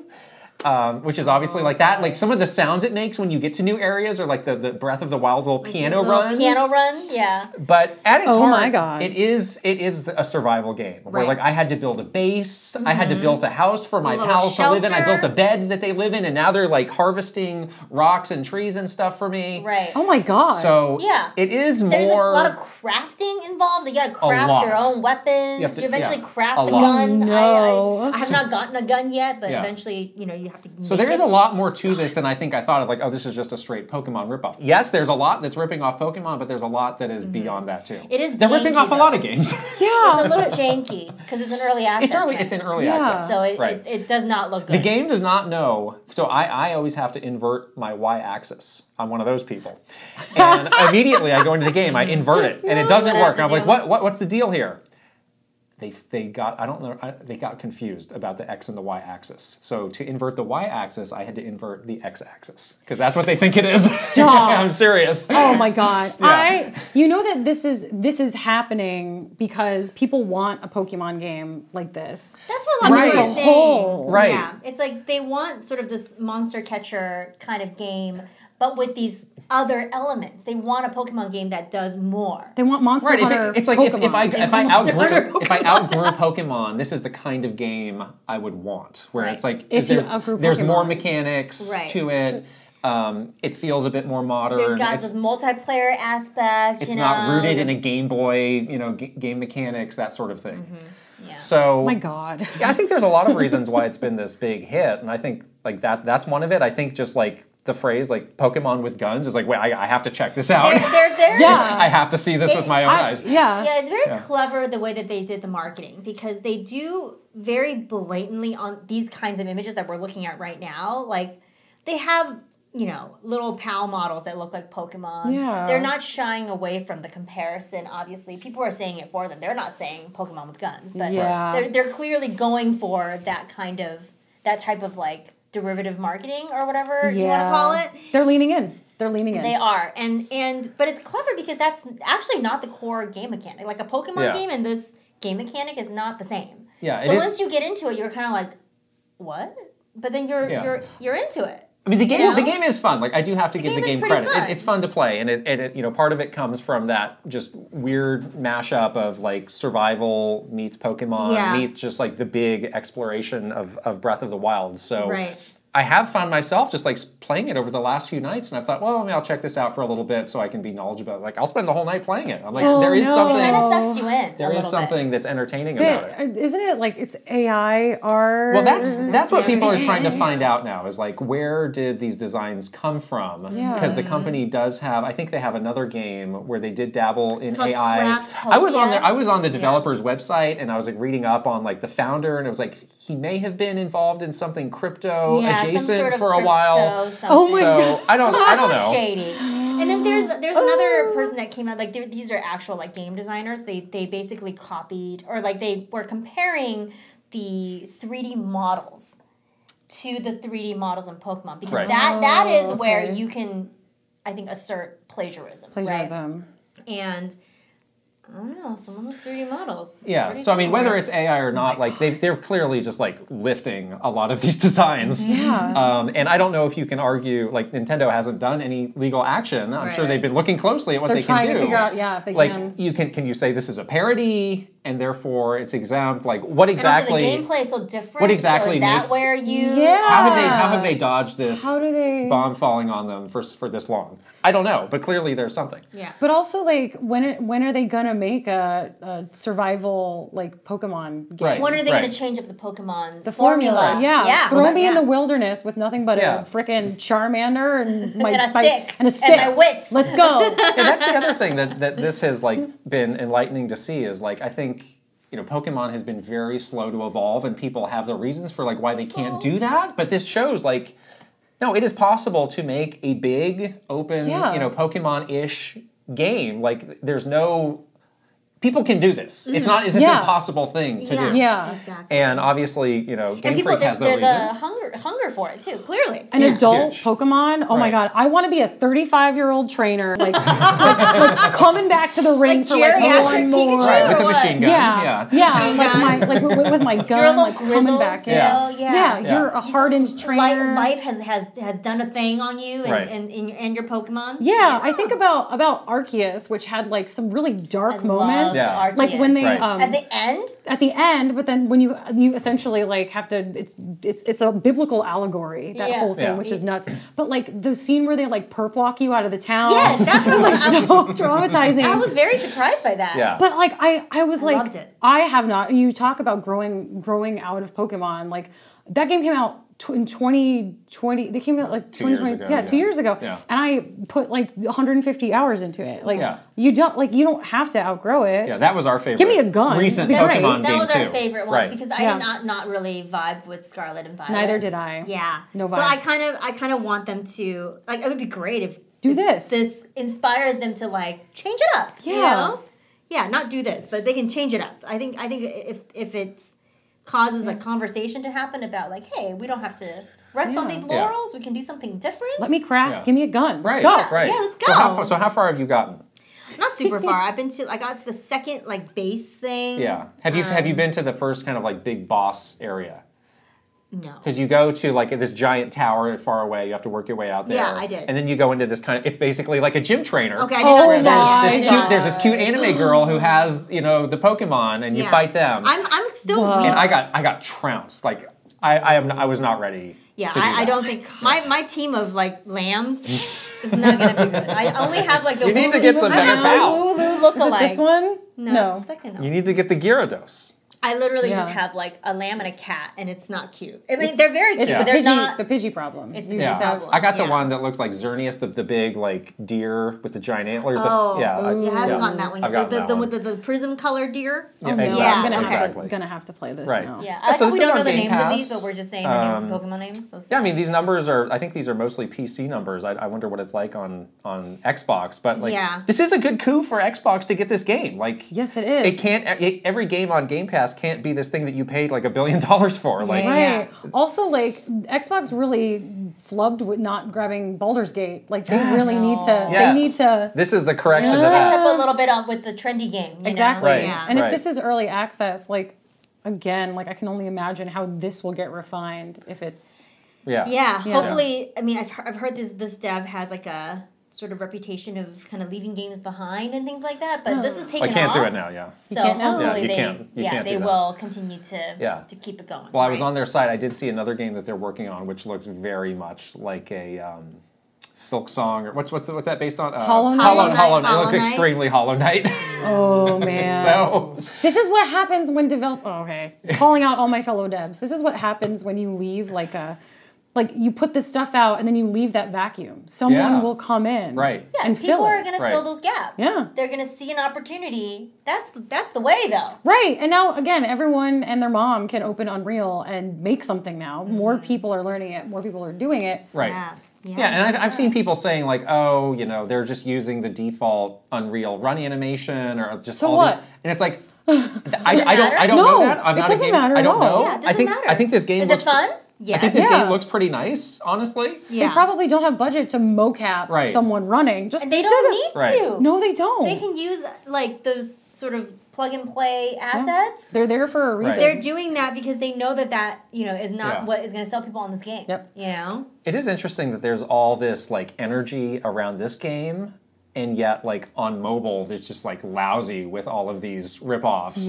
But it's like the fact that it's on a PC and console gets us all worked up in these different ways. Yeah, it's like, it's like this isn't the first time now. It's not just some 25-cent mobile game that's like a throwaway. Right. It's like, this is real. It's on my computer. It's happening. I paid $26 on Steam. $26. Right. Yeah. So we asked our community if you're playing this game or not, because I was just curious of like, what are people making of this? So 15% said yes, I'm playing it and I'm enjoying it. 2% said yes, but it's not clicking with me. 24% said no, it's ripping off Pokemon in ways I have issues with. And 60% said I'm just not interested.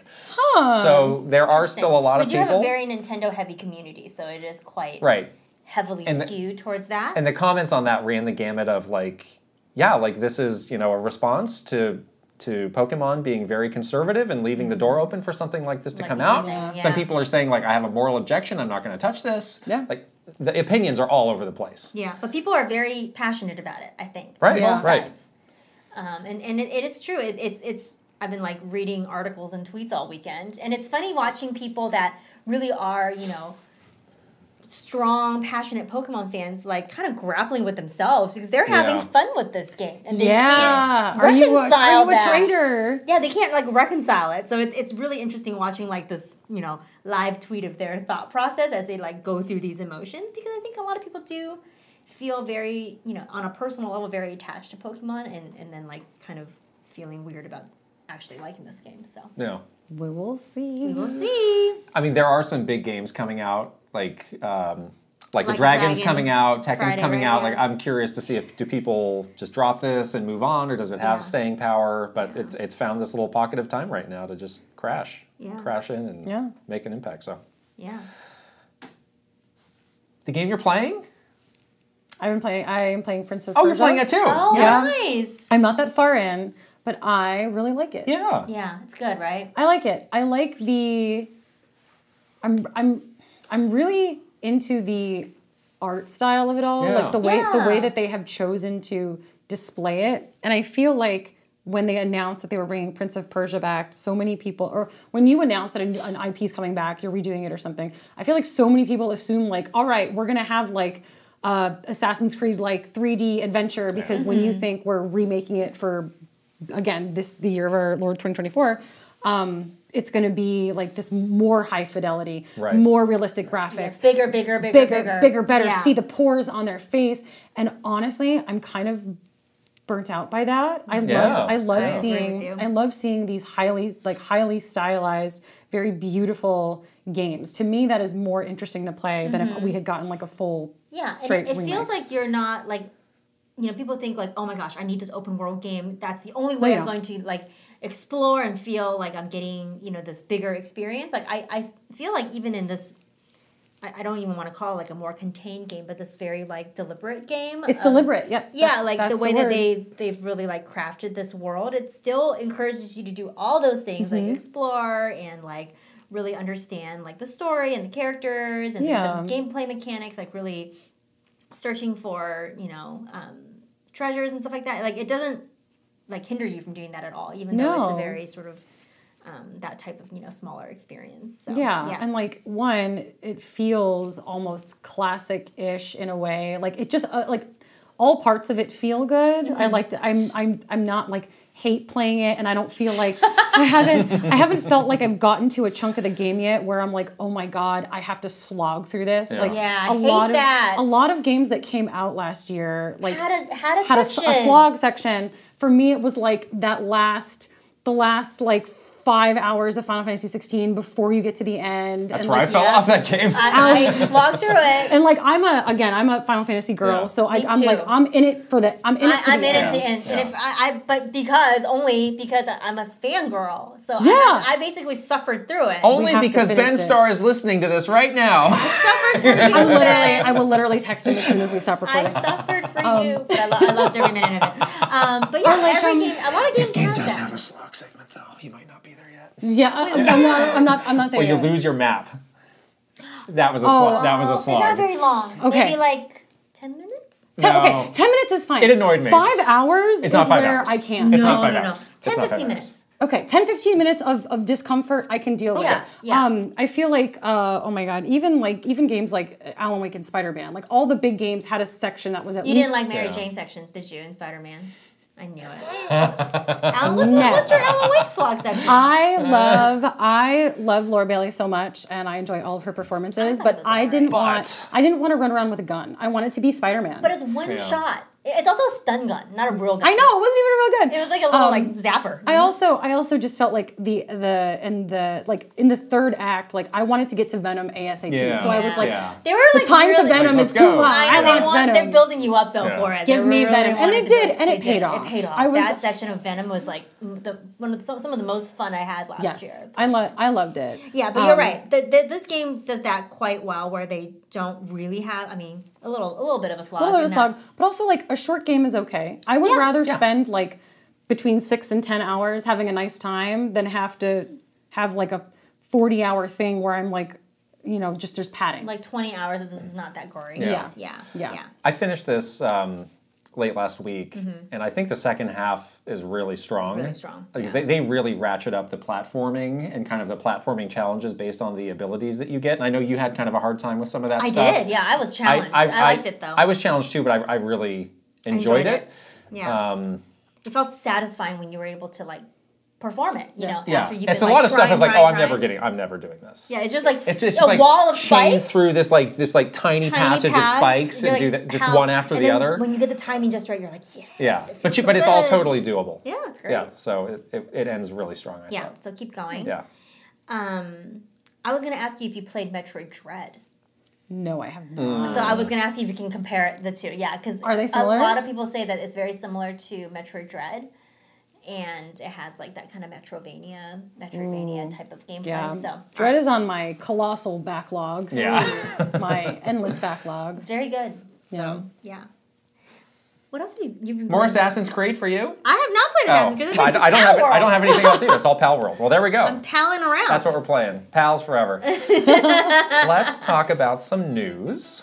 We had the Xbox Developer Direct late last week. Yes. So what was announced in terms of games and dates, we saw Avowed, which is out fall this year.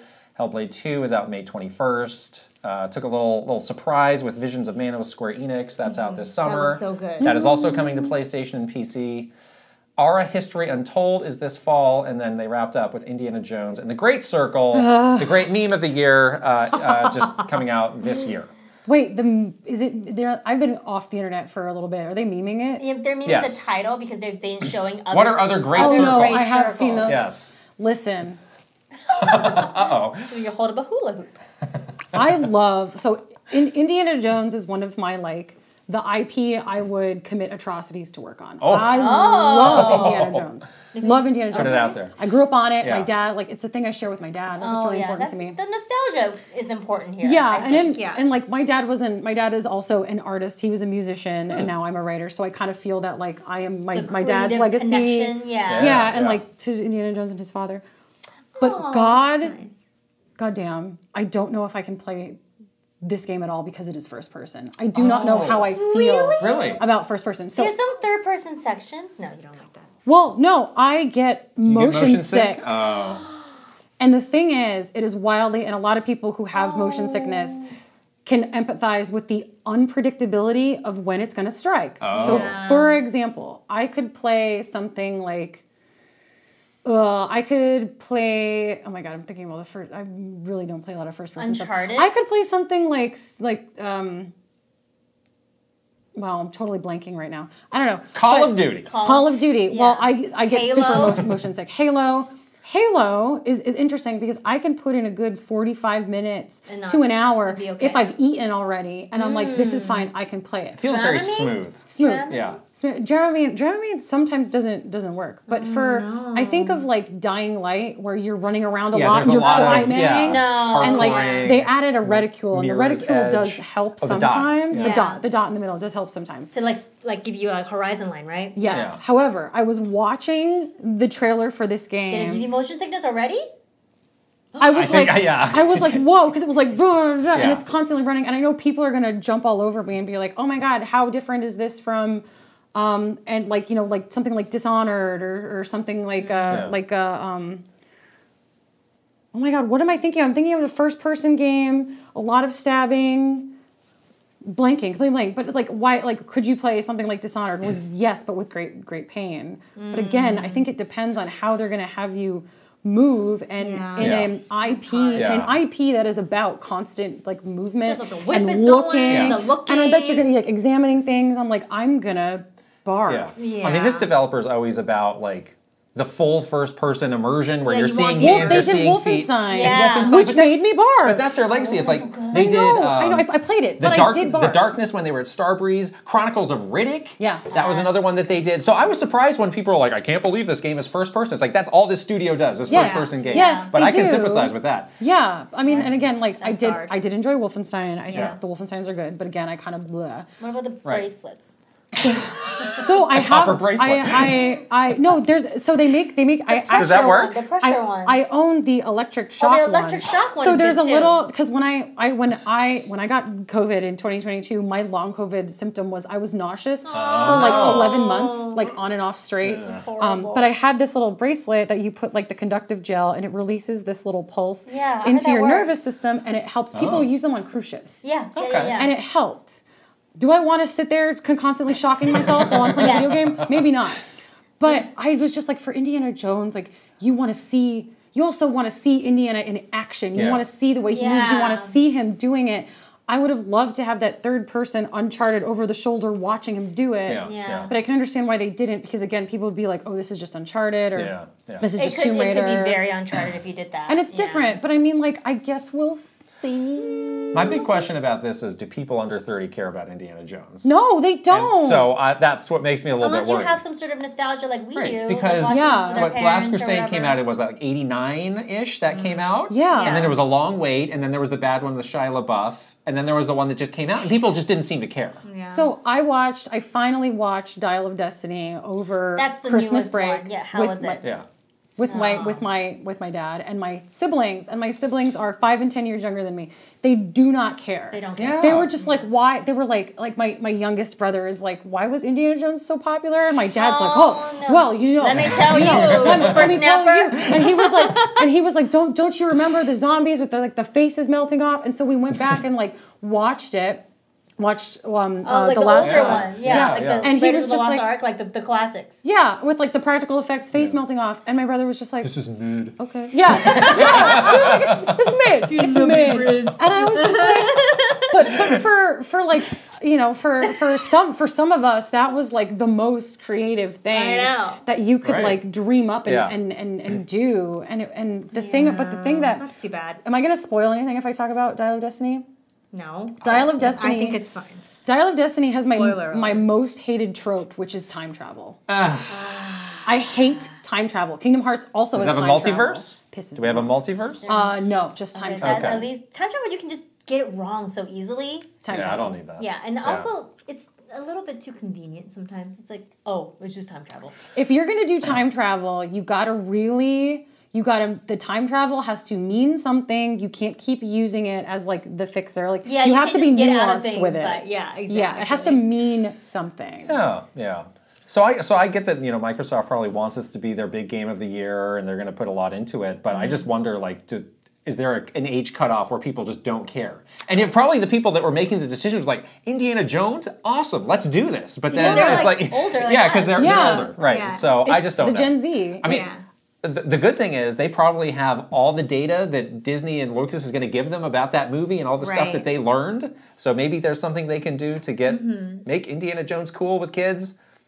I don't know. I'm a little bit skeptical about that performance-wise, but I don't care. It does look cool. I do want to play it. Yeah. I'm also like, I mean, the Indiana Jones IP has so much space in it. Did you ever see the Young Indiana Jones show? Yeah. And like they have all of these really, interesting characters, interesting places and stuff. And I'm just like making another Indiana Jones story in the space between the original films is kind of like, that is another way of dating it, Yeah, but also it's like, okay, we get it. You're going to be punching Nazis again and there's all this stuff going on. But I just feel like there's so much more story space in either direction that putting it in there, I think, again, is a classic move for the people that have the nostalgia for it. But again, that's like, you have a formula that works and this thing that people like, but you can't just you're trying to hit the same button over and over again and like have the same reaction. Yeah. Is that going to hit? Is that going to We'll see. My other hot take on this event was, can we just say that Avowed is Elder Scrolls 6 and let Bethesda move on to something else? Oh my gosh. That might be a nice idea. It looks extremely Elder Scrollsy. It does. Yeah. It's like that looks extremely Elder Scrollsy and Aura looks extremely Civ. What is Civ? So it's like same devs. Yeah. These games look good, but they don't look especially new or different. I did come around on Avowed a lot, watching the little segment there. I thought that looked pretty cool. Yeah. Maybe there's a lot of I think a lot of studios and companies across entertainment are struggling with this, with the baggage of the name. Yeah. I think so. I think that there's a lot of expectations when you have something like that, and it's like, well, do I need to just change it, but keep the sort of the core gameplay mechanics or like kind of vibe that we know works with our fan base? Yeah. Because then we don't have the expectation of like, oh, this is the next Elder Scrolls game, whatever. So.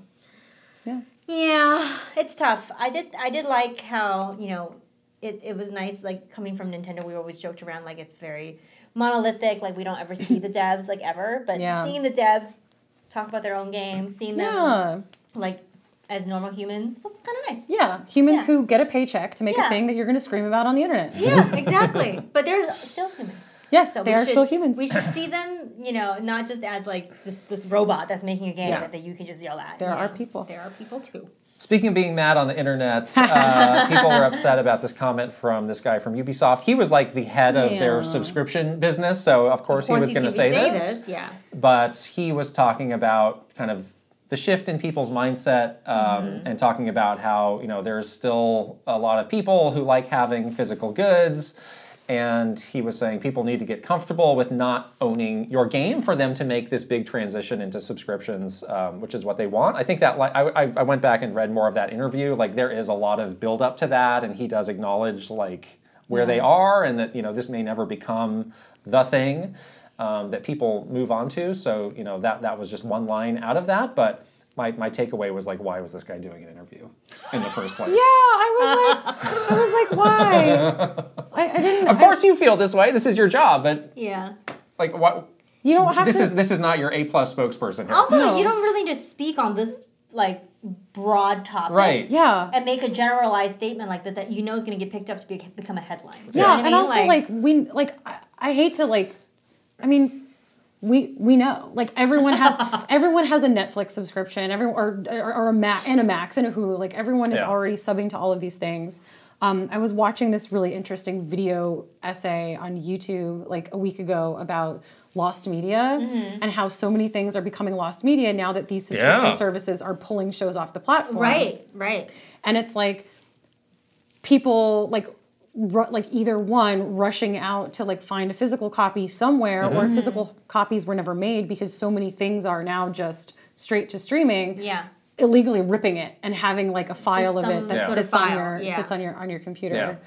So this got Sven, who's the head of Larian Studios, talking, and he went on a pretty long little tweet run here talking about how this is problematic because if everything is through a subscription service, then they ultimately have the power about the games that are made, and they're going to want just a very narrow type of game. And using Baldur's Gate as an example, I don't think he thought that would have been possible if they were just pitching subscription studios like, do you want this? It would not have. Right. Yeah. So he's like, we followed our vision, we released it. We had a good hunch of that people would like this and want this, and we were right.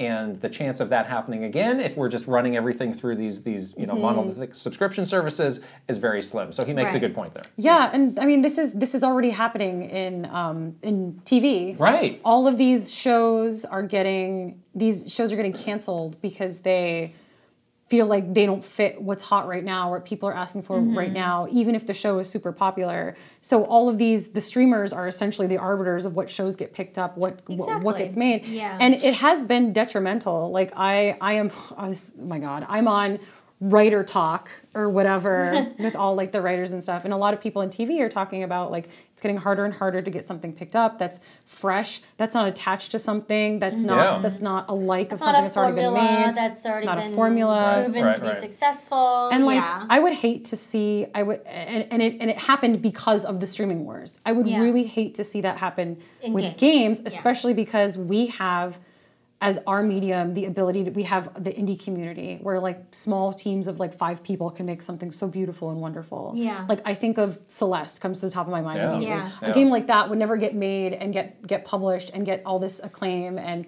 be beloved if it was up to arbiters of streaming subscription services because they'd be like, well, who's going to play this? Like how this isn't a blockbuster. Like it's just, but it's beautiful. You don't want to have that become detrimental to like the vast variety that we have in the games industry. I think that's something that is so important. And yeah, it's true. Like I agree with what Sven is saying about like content is truly what makes this industry special, and that should be, hopefully, and will be like the thing that people are striving towards, is just like, how can we make good content, and then like let's worry about the other stuff later. Yep. Yeah. Last story is about Hogwarts Legacy. Did you play this game? In a story I did not expect. It turned out to be the best-selling game of last year. I believe that. NPD was very quietly racking up the data, and they said it's the first time since 2008 that a non-Call of Duty or Rockstar game was the best-selling game of the year. The last one was Rock Band in 2008. I talk about I believe blast it. in the past. Yeah. People forget that what we see online is not necessarily what is happening in real life. Very true. It's called the vocal majority. Yeah. And like people still love, despite Joanne, people love Harry Potter and still want to play it.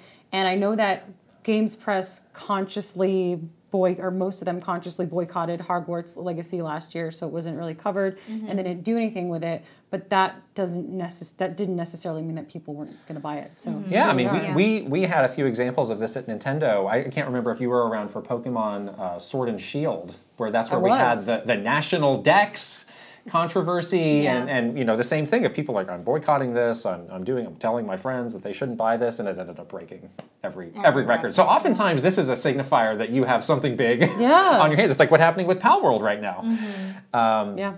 So it was the best-selling game of the year on PlayStation, second on Xbox, and fifth on Nintendo, that came out kind of late. It did. That version came out pretty late. It came out like almost 6 months after the PlayStation version. I'm surprised it came out on Switch at all, to be totally honest. Right. People say that it runs actually pretty well. I played it on PlayStation. I'm not a Harry Potter fan, so I was never going to play this game, but I'm just really shocked at this news. Yeah, it is. It's such a good lesson, though, in that phenomenon where you think that the loudest voices on the internet is giving you a look at what's reality, which is actually not true most of the time. So I guess we're obviously getting a sequel to this in several years? Probably. I was hoping that they would announce some sort of DLC, because there's a lot of stuff that they left, like a lot of Harry Potter lore stuff that they could absolutely add into some kind of DLC. So I'm surprised that hasn't been announced yet. Was on your top 10 for last year, right? Great game. Yeah. I believe Despite all of the issues that I do not agree with, like the core of the story of, Harry Potter and that, like, just that entire series was something that I grew up with, and I do love the story. Yeah. And the game really did a great job translating that world into a video game. I will say, I know the writers on that game, and they are really excellent writers. So like a lot of care was put into it. Yeah, it totally shows. It's such like beautiful fan service to anybody that has grew up loving the story of Harry Potter, and it does that incredibly well. So, I mean, I'm sure they're going to keep going with it. If it's going to be the top-selling game of 2023, I'm sure they're going to keep supporting it. So that's it for the news. We have a couple more questions from our Patreon subscribers, but did you know we get each and every question from our Patreon subscribers? And you are a former Patreon-led creator. Yes, I am. With What's Good Games. Former. Yes. So maybe you could give us all a plug about why it's great to support creators on Patreon. Because they get paid. Yeah. To live. Let's hear it. In this economy. Also, like, there's something really nice about getting to support your favorite creators, and like, you can, depending on how your community is, you have a dialogue with them. But also, it's really nice to like know that you are helping just support someone that you like. Like, that's what I really liked about it, and what I got out of it is like, someone likes your stuff so much they're willing to pay you for it. Whereas if you were at, like, again, thinking about working at Nintendo or working at a company, like, you're making something that people like, but you don't really get that appreciation. Like, it's direct appreciation. You appreciate me so much, you're giving me money. Exactly. And that's why you should do it. Right. Yes. So, of course, you're a subscriber of ours, right?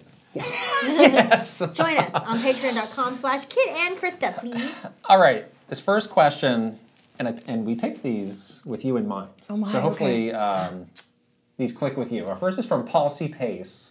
Hey, Kit and Krysta, short and simple. Should Shigeru Miyamoto cameo in the live-action Zelda movie like Stan Lee? When I read this question, I had to just put the computer down and just sit quietly for 5 minutes because I had not considered this. Grapple with the thought of possibility. And he should be Tingle. He should be Tingle. Because how else, like, how are they going to narratively get Tingle in there? The best would just be have it be a cameo, have him like Hulu Loompa his way in for a hot second, and it's Shigeru Miyamoto. And then let him balloon out. Incredible. Incredible. He could take the Bryan Cranston at Comic-Con approach and be Skull Kid, wear a mask. Oh. You don't know it's Miyamoto, but he's there. Just for himself. Do it for himself, because I think he'll be a distraction, obviously, right? Probably. Or he could be Beetle. Yeah. Just have him hut in and then leave. Yeah. Will Nintendo allow this? Or is this going too far of like, this movie's not about you? But it's Mr. Miyamoto, though. If anyone it could be about, couldn't it be him? Wouldn't Nintendo allow this, knowing that they are very rigid in their rules? I mean, we still don't know how they're gonna development partner for this movie. We don't know if it's gonna be a new timeline or like if it's gonna be. We can't start with the timelines. Yeah. We can't. No. We'll be here. We'll be here all day. We'll be here all day. I don't know if Nintendo would allow it, but if he wanted to do it, I think he could convince it. He could convince yes, he Nintendo, could. Right? Yes, he could. Of course. Yes, he could. But maybe the compromise is that you don't actually see him. He's like concealed in some way, So he's doing it for himself, just to like be in a movie, versus it being like this very public thing, like Mr. Miyamoto's in the movie. Yeah, we'll see. Agreed. Cyberfox asks, hello there, Kit and Krysta. Randomly curious, what was the very first video game to make you cry? Was it an ending, a character death, a line, and some dialogue? And does it still get you worked up when you play it now? The ending to Klonoa, Door to Phantomile on the PS1 was the one that got me. Still gets me to this day. I made you watch that and you said, who cares? I didn't care. But this is a question for you. Known to get emotional about a video game. Known to get emotional. Very into video games narrative. What are your top 3 crying moments in games? Okay, top 3 crying moments in games, like total. Sure. Yeah. Okay. The ending of Kingdom Hearts 1, when not when Kairi and Sora get separated, when Riku and Sora get separated, when they shut the door and they're on either side, bawled my eyes out. Okay, so couldn't handle it. I don't care about Kairi. It's all about Sora and Riku. Okay. But I cried because I was like, oh my god, like they found each other and now they're separated. And I was also like a child. This is the one Kingdom Hearts game I've played. Did you cry? I have no recollection of this at all. Well, there's an all-in-one package now where you can get all 10 games and play them. More is coming. I'm still waiting for the one to make me a fan. Get out of the van, play them. Maybe you should rehabilitate us. I'll read your book. Okay. I'll read the book first. I will. You can be it's like when Sonic Katie came to rehabilitate Kit for Sonic Week. I will do that. I will sit here. The new Kingdom Hearts game comes out. You can. We will do Kingdom Hearts Week, and that'll be a whole podcast of its own. I will sit here and it'd be like Kingdom Hearts. I'm a huge Disney fan. I don't know why this is not clicking. You'd love it. So the original ones are the best ones for the Disney stuff. Well, we need to talk. Kingdom Hearts Boot Camp. It's coming. Okay, so that was number 2. Number 2.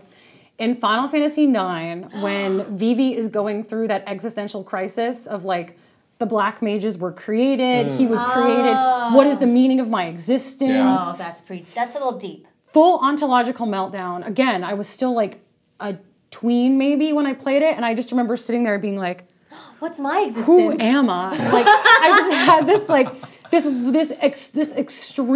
outsized extreme reaction to this little cartoon dude having this like full-on meltdown, and I was just like, oh my god, what am I gonna do with my life? I'm gonna make video games. Here we are.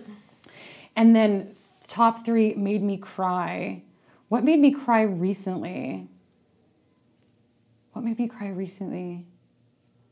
I feel like Tears of the Kingdom did make me cry. Really?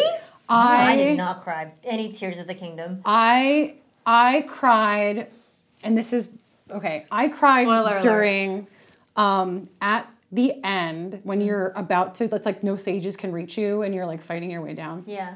And then they all show up again to fight with you. Oh yeah. Some combination of what was happening and the track that was playing, like the track that was orchestrated for that battle, the way that it was done just sounds like you can hear the like desperation and hope and finality in it. Okay. And I was like, and I was just like, and then I cried my way through that entire final segment of the game. You're like fighting Ganondorf and crying? Through tears? Yeah, I was like, blurry they're all here. Well, then I started fighting it, and it took Pulled yourself together. It took me a while. I had a moment of sobriety because I kept failing and getting yelled at by Matt Mercer over and over and over and over for like 2 hours.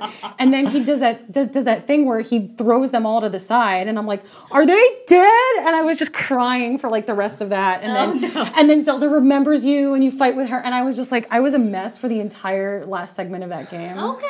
Wow. I was also drinking a lot. That could have been. I think I was like 3/4 of a bottle of Cab D. Oh. And I was just like, yeah. But that's the most recent one. And I distinctly remember my husband coming down and be like, "Have you finished?" No, and like leaving the room. Yeah. I was just like, turning around. Shakes his head and leaves the room. Yeah, he looked and he was like, no. I'll come back. I'll see you later. But no, it was a very emotional. I feel like you are very emotional. You're definitely emotional, but I feel like you're one of those people that cry when things are sad, but also when things are like inspirational. For a lot of reasons. Right. It's not just because you were like sad about it. You were just like moved by how I was moved, boistered by this team that's fighting with you and all that stuff. And okay. I was moved. Good. I have a What about you guys? heart of ice, so I'm not easily moved. I do cry in a lot of Zelda games. I think the two that definitely kind of had like a weeping kind of moment was Skyward Sword when Zelda is like trapped in the crystal. Oh yeah. And then he's like what is happening to you? You know, and she's like, I have to go do this thing and bye. That was pretty sad. Yeah, because I mean the setup was good for that because it's like they were just like two kids that were like friends, you know, best friends, and then all of a sudden you see something like this happening to her, you're like, Link is like unable to grapple with what she actually is. And so I think that was very good. Well, very well done. Twilight Princess at the end when Minna says goodbye. And she pushes the tear at him. That's really sad. Don't you think? And then she cracks the mirror so he can't follow. Make a Twilight Princess too. Bring her back, please. Yes, she's Bring so her hot. back. Bring her back. She is so hot. So hot. Bring her back. Come on. And I think the third one. Oh, this is recent. Xenoblade Chronicles 3. That scene with Mio and Noah. Is it Noah? Yeah. Yes, Mio and Noah in the jail. Oh. And then that song is so. I listened to that song for like 6 months on repeat. Fingers. It was so good. Yes. And I cried for like the entire like 15-minute stretch. Like all of it. I was just like, that was like an ugly cry. Yeah. And I wasn't even drinking. I was just crying. And then you proceeded to hear that song for the next 20 hours of gameplay. And then I just cried. I was like listening to the song in the shower. I cried then. Oh my God. I was so deep. And then the ending of that game was pretty sad too. It was. Because they had the thing with the thing. Yeah, anyways. The game music can do a lot of damage.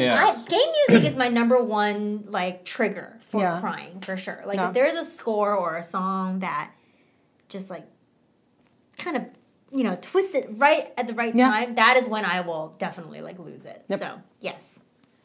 Only happened to me once, which was Mario Odyssey in the Donk City Festival. Oh, I cried. Stop. I'm not kidding. You were moved to tears? I was, yes. Mario means everything to me, and this was, like, a life flashing before your eyes moment. Yeah. So that's literally the one time it's happened. You didn't cry at the end of Twilight Princess? I was hitting the skip cutscene button. Then stop. You're fired. I'm not the biggest fan of Twilight Princess. Alexa, you're hired. You're fired. I do agree. Midna's hot. I have a distraction to get us off of this. So we do in our game of the year. We do butt of the year. Video game butt of the year. Or do you have any great video game butts you would like to shout out right now? There's no Fire Emblem game right now, so you can't be weird and horny. Dion from Final Fantasy 16. Oh. I know he does not play for my team, but that butt is really nice. His butt is good. Great. His butt is so great. I knew you would be ready to answer this question. Clive's butt is always covered. covered. The leather pants? He's always covered by a cape and a sword, but Dion's butt is out there. Oh, really? I feel like I saw more Dion's butt. I need to look closer, because I was very into Clive. very into Clive. Of course. We all are. I mean, honestly. It's that's the open chest with the thing. It's all of it. We're getting away from butts now. We got to move on. Okay. Jeffrey Hernandez asks, what fictional world would you like to exist in? For me, it's Pokemon, Avatar: The Last Airbender, and A Song of Ice and Fire in that order. Listen, sir. Who answered? Jeffrey Hernandez, sir. You will die. Yeah, maybe Pokemon is maybe a little gentler. Yeah. But there's still. but there's so much danger. I did finally just watch Pokemon Concierge, and I was like, I could live there. So gentle. Yeah. Very nice. I could live there. Maybe if you live in the world of Pokemon Concierge, you'll be okay. Yes. Yeah. But if you live in like a world with legendary Pokemon, I'm gonna pamper this Machop. Give it like a little all 6 our arms. Our Lord and Savior Arceus is watching. Yeah, Pokemon God. I see. This is such a weird question. We were talking about this earlier because so many fictional worlds are like so dangerous. Yeah. So it's like, where do you think you could survive? Yeah. What are my skill sets? Definitely not Song, Fire, and Ice because that is. I'd be dead. They are at war and you will die. I'm a gossipy goose. I'd get killed immediately. You'd be in like the immediately. Yeah, they'd be like, you're dead. You'd be one of the chambermaids that gets caught. Yeah. Yeah, you're gonna be whispering. Cut off my tongue. Behead me. I'm done. Burn me alive. Yeah, Avatar: The Last Airbender, great show. Love this show so much, but also dangerous. Like they're at war. Can I live in the Animal Crossing world? Oh, I don't think I will die there. All right. Yeah. I can build a house. Sure. I'm not being dead. Spend your day picking flowers, catching bugs. Yeah. Eating an apple. Chill. Hanging out. My little daily life would be like a little bit predictable, but. But you're safe. But I'm safe. I'm cozy. The economy's stable. Yeah. For the most part. I'm an entrepreneur. I could do whatever. Yeah. I have options. That's my choice. Animal Crossing. Mine is another one where it's actually not a pleasant place to go, but I've been playing so much Cyberpunk. I think I would like to check that out. Bro. That's one where it's like I'm there for a good time, not for a long time. That's one of those. I'm gonna go out in a blaze of glory. You're gonna go to the doctor and get an implant? Yeah, why not? Get all chromed out and then just become a cyber psycho and then just move on. Yeah. Infiltrate the net? Yes. Okay. I am actually going to say Pokemon because I have thought a lot about this. I would probably make a good, like if I lived in this world, I would absolutely be like a gym trainer. I would live my happy little life. I'd be a gym trainer. What type? All the trash Pokemon. Normal type. Easy. Yeah. No trash type. And just like where you at. I would I would have like the small business owner version of the gym. Like down the street, like I could rent out one of these spaces in this building, run my little trash gym. Yeah, you got your Pidgeys out and about. Yeah, and live my like chill little Pokemon life. Okay, no one will bother you. That's good. No one will bother me. Yeah, you're not trying to get the glory. Yeah, you're not trying to do a lot of like. You've thought this through. Sort of more dangerous activity. No, if I'm escaping this reality, I would like it to be more chill, please. All right. I know this reality is not chill. This reality is not chill. Animal Crossing where I can pick an apple and make 10 bells and that's it. Here's a bug. Now I can use this to buy my coffee. Yay! Right. And like pay off my down payment for my house, like whatever. Oh my God! Be able to pay off your house, pay off your mortgage with bugs. Why don't we do that here? I'm in. Let's do it. Pick up a shell. It's great. Last question's from Zroid. If you could play a game about any one historical figure, who would that be? And if you have one in mind, what genre of game? Oh, like a real life history. Yes. Okay. Let me think back to history class here. I have an answer. Okay, go. Oh. You're like on the edge of your seat you are. Tell me. So, again, I have found myself on conspiracy TikTok. I've mentioned TikTok like 10 times in this thing. And one of the conspiracy theories, so recently, Nikola Tesla's old lab like burned down recently. Okay. And the theory about him, because of all the stuff that he did, is that he was an actual time traveler. Oh. And the reason that they burnt down his lab was because that's where he was going to come next, or that was where the nexus point of his traveling was. He was just popping in and out of his old lab. Okay. So, Nikola Tesla, time traveler. Recently got burned down? Yeah, like recently. Where is this?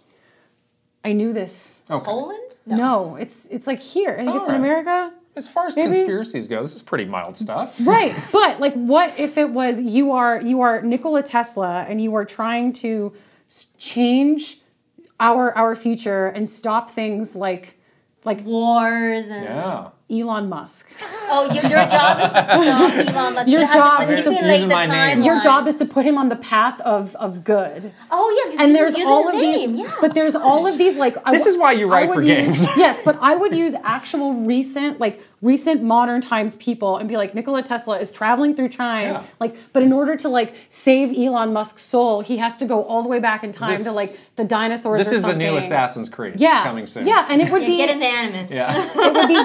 It would be third person. It would have to be a third person action adventure. I love this. I want to play and this I've game. always wanted to make a game where one of the mechanics was you could either freeze time or rewind time only in a short, like an AOE effect. Like you throw something down, and then that's cool. And you can just like the like that radius Zelda dungeon you. in Skyward Sword. Yes, exactly like that dungeon, and you have a time limit. Yeah. And I really like the way that they did the different powers in Breath of the Wild and Tears of the Kingdom, where you had like different things you could do to manipulate. Stasis. And he was because he was so smart, so he would be like solving puzzles and crime throughout history in order to change the trajectory, change people in the future. Maybe you that's can only what I have would do. like 5 minutes to like convince somebody to do something. Yeah. To like a like dialogue. And it's like one of those like a Baldur's Gate style dialogue where you have to make the right choices to convince them. I would really want to play this game. Nikola Tesla time traveler. This is a real fleshed out game we got. Yeah, here. who can pick this it's up? like a game jam now or something. I am only good at making things up. Yeah. So it's not gonna happen. All right, what's your lame answer now? My lame answer. My answer is lame. I actually don't know the name of these people, but I really I've been watching this like Chinese drama, and it's all about concubines. Ooh. It's the concubines to like the big emperors. And like, there's a lot of them, right? Because they have like multiple. And there's so much like intrigue and court gossip. Yeah. So I would like to play a game from their perspective where you like have to do all sorts of things to like get to becoming the queen. Yeah. You have to take out the other concubines. You can like spread rumors or poison them. A complex narrative system, you say. Narrative system. There's like maybe like some mystery involved. I love that. But there's a lot of like that kind of like the heavy rain, like make a choice. Yes. Control. Make a choice. My gosh. And like as you go through it, like if you don't make the right choice, then you're gonna make it to the top. Okay. That's what I love that idea. Right? Mine is actually not far from yours. Oh. Genghis Khan is a historical figure I'm interested in. Yes. Seems maybe a little underrated these days. Cool environment too. Right, I'm interested in like sometimes I'll get like a video on Horses. Mongolia. I'm like, what's going on in Mongolia? It seems crazy stuff's going on in Mongolia. Mongolia. Very mysterious. Yeah, like the game could just be like Dynasty Warriors though. It could just be Dynasty Warriors, but you're living the life of Genghis Khan. Yes. Seems like they can make that. Seems like they should just do that. Very, But Genghis Khan, pretty interesting history there. Devs of the world, please pick one of these games. Yeah. Give us money to make this game. Yes, give us Thank money. You. Yes. We need money. Patreon? We need money. There we go. Those are our questions. Wow. Thank you, everybody. Now we're going to do something very fun, and Alexa's going to help us shout out our great Patreon subscribers. I think Alexa should go first. I think you should go first. So we're just going to read. We're starting with our superstars. One. Yeah. So we'll just kind of go in a circle. Yeah. I'm gonna mispronounce something. We always do. We do. 2 years. It's we fine. Still mispronounce it. Aaron Hash. Ben Eichhorn. Maru Mayhem. Eigenverse. Kiss My Flapjack. Mike Chin. Roy SK. Great. Switching it up _ Safazon. VGM Life. Link, the hero of wins. Angela Bycroft and her pig Molly. Thomas O'Rourke. Kyle LaBeouf. Roberto Nieves. Frederick Ulf Conradson. Andrew Uhas. Chili. Rustache. Yeah. I'm glad I got Angela Bycroft because there's a little bit extra you've always got to add on to that one. Yeah, she has a pig. Just She lives in New not in Zealand. the know Her name yet. is Molly. Yeah. That's like the cutest thing ever. And really, Molly's running the show. So. That's super cute. All right, we got more people. This to is shout out. the real test. This is Oh, the real boy. test. You want to hope the numbers work in your favor so you get the good names. Get some fun ones here. Yes. You go first. Kicking off. A. Ron Burgundy. Ale Alejandro. Astro Dev. Awesome 46. Bad Moon Horizon. Benji B. Bookum Dano. Bookishly Fab. Brad SF56. Brooke Obscura. Brovac Novak. Cameron. Chelly_Squirrel. Christopher Lay. Captain Alex. Crimcat. C. Roper 17. Cynical Squid. Daushin. Doinko. Elite Peach. Espars 50. Where am I? How could you miss? You got it! How could you miss? 69. Fairbound. Fernie and Jess Forever. Fox Deploy. Garrett Hullfish. Garth the Wolf. Gartooth. G-Sun 101. Heroic with a 1. Iris Marin. Jay Rando. Jabroni Jones. Jeffrey Hernandez. Jeremy Lewis. Jerry 92602. Jesse Hernandez. John Responte. Jonathan Rowe. Jordan Collette. Jordan Hemmerly. Joshua Clements. Juji Fruit. Justin Lemminger. Kawa 2796. Keith Kwan. Kevin Delane. Kilo Kibo. Krista Roddy Kidd. Christopia Party With Me. Kyle Gamer Berry Rookie. Kyle Kretzer. Linnell Stickman. Lazy Cat 4 Coffee. Lex. Lit. Macho Potato. Mad Dog 5981. Magnificent Easy G and Callie Marie. Marky Capital Man 64. Mario Man 392. Mecha Dragon 101. Medallion. Megan. This is a new one. I'm a little. I think we all need to input on this one. It's me. Mini Matt? Mini Matt? Me Matt with a 1. Me Matt. Oh, Me Matt. Me Matt. Me Okay. Matt. Me Matt, please Matt? send us a One DM, Me Matt. And one Matt. Please send us a message so we can correct this. What's happening to your math brain? What? Help. Moni Matt? Money Matt? Money Matt. Money Matt? Money Matt. Oh, We did it. There we go. We figured it out. We figured it out. Money We figured Money it out. Matt. Money Yes. Matt. Okay. Money Matt. Oh my goodness. That's you. Michael Cravens. Mikey. Mr. Ryan 07. Motomania. Mr. Andy Pong. Mr. Beans and Dip. MSM Poke Gamer. My Tran. Nasir. Nathan Burkhart. Nick.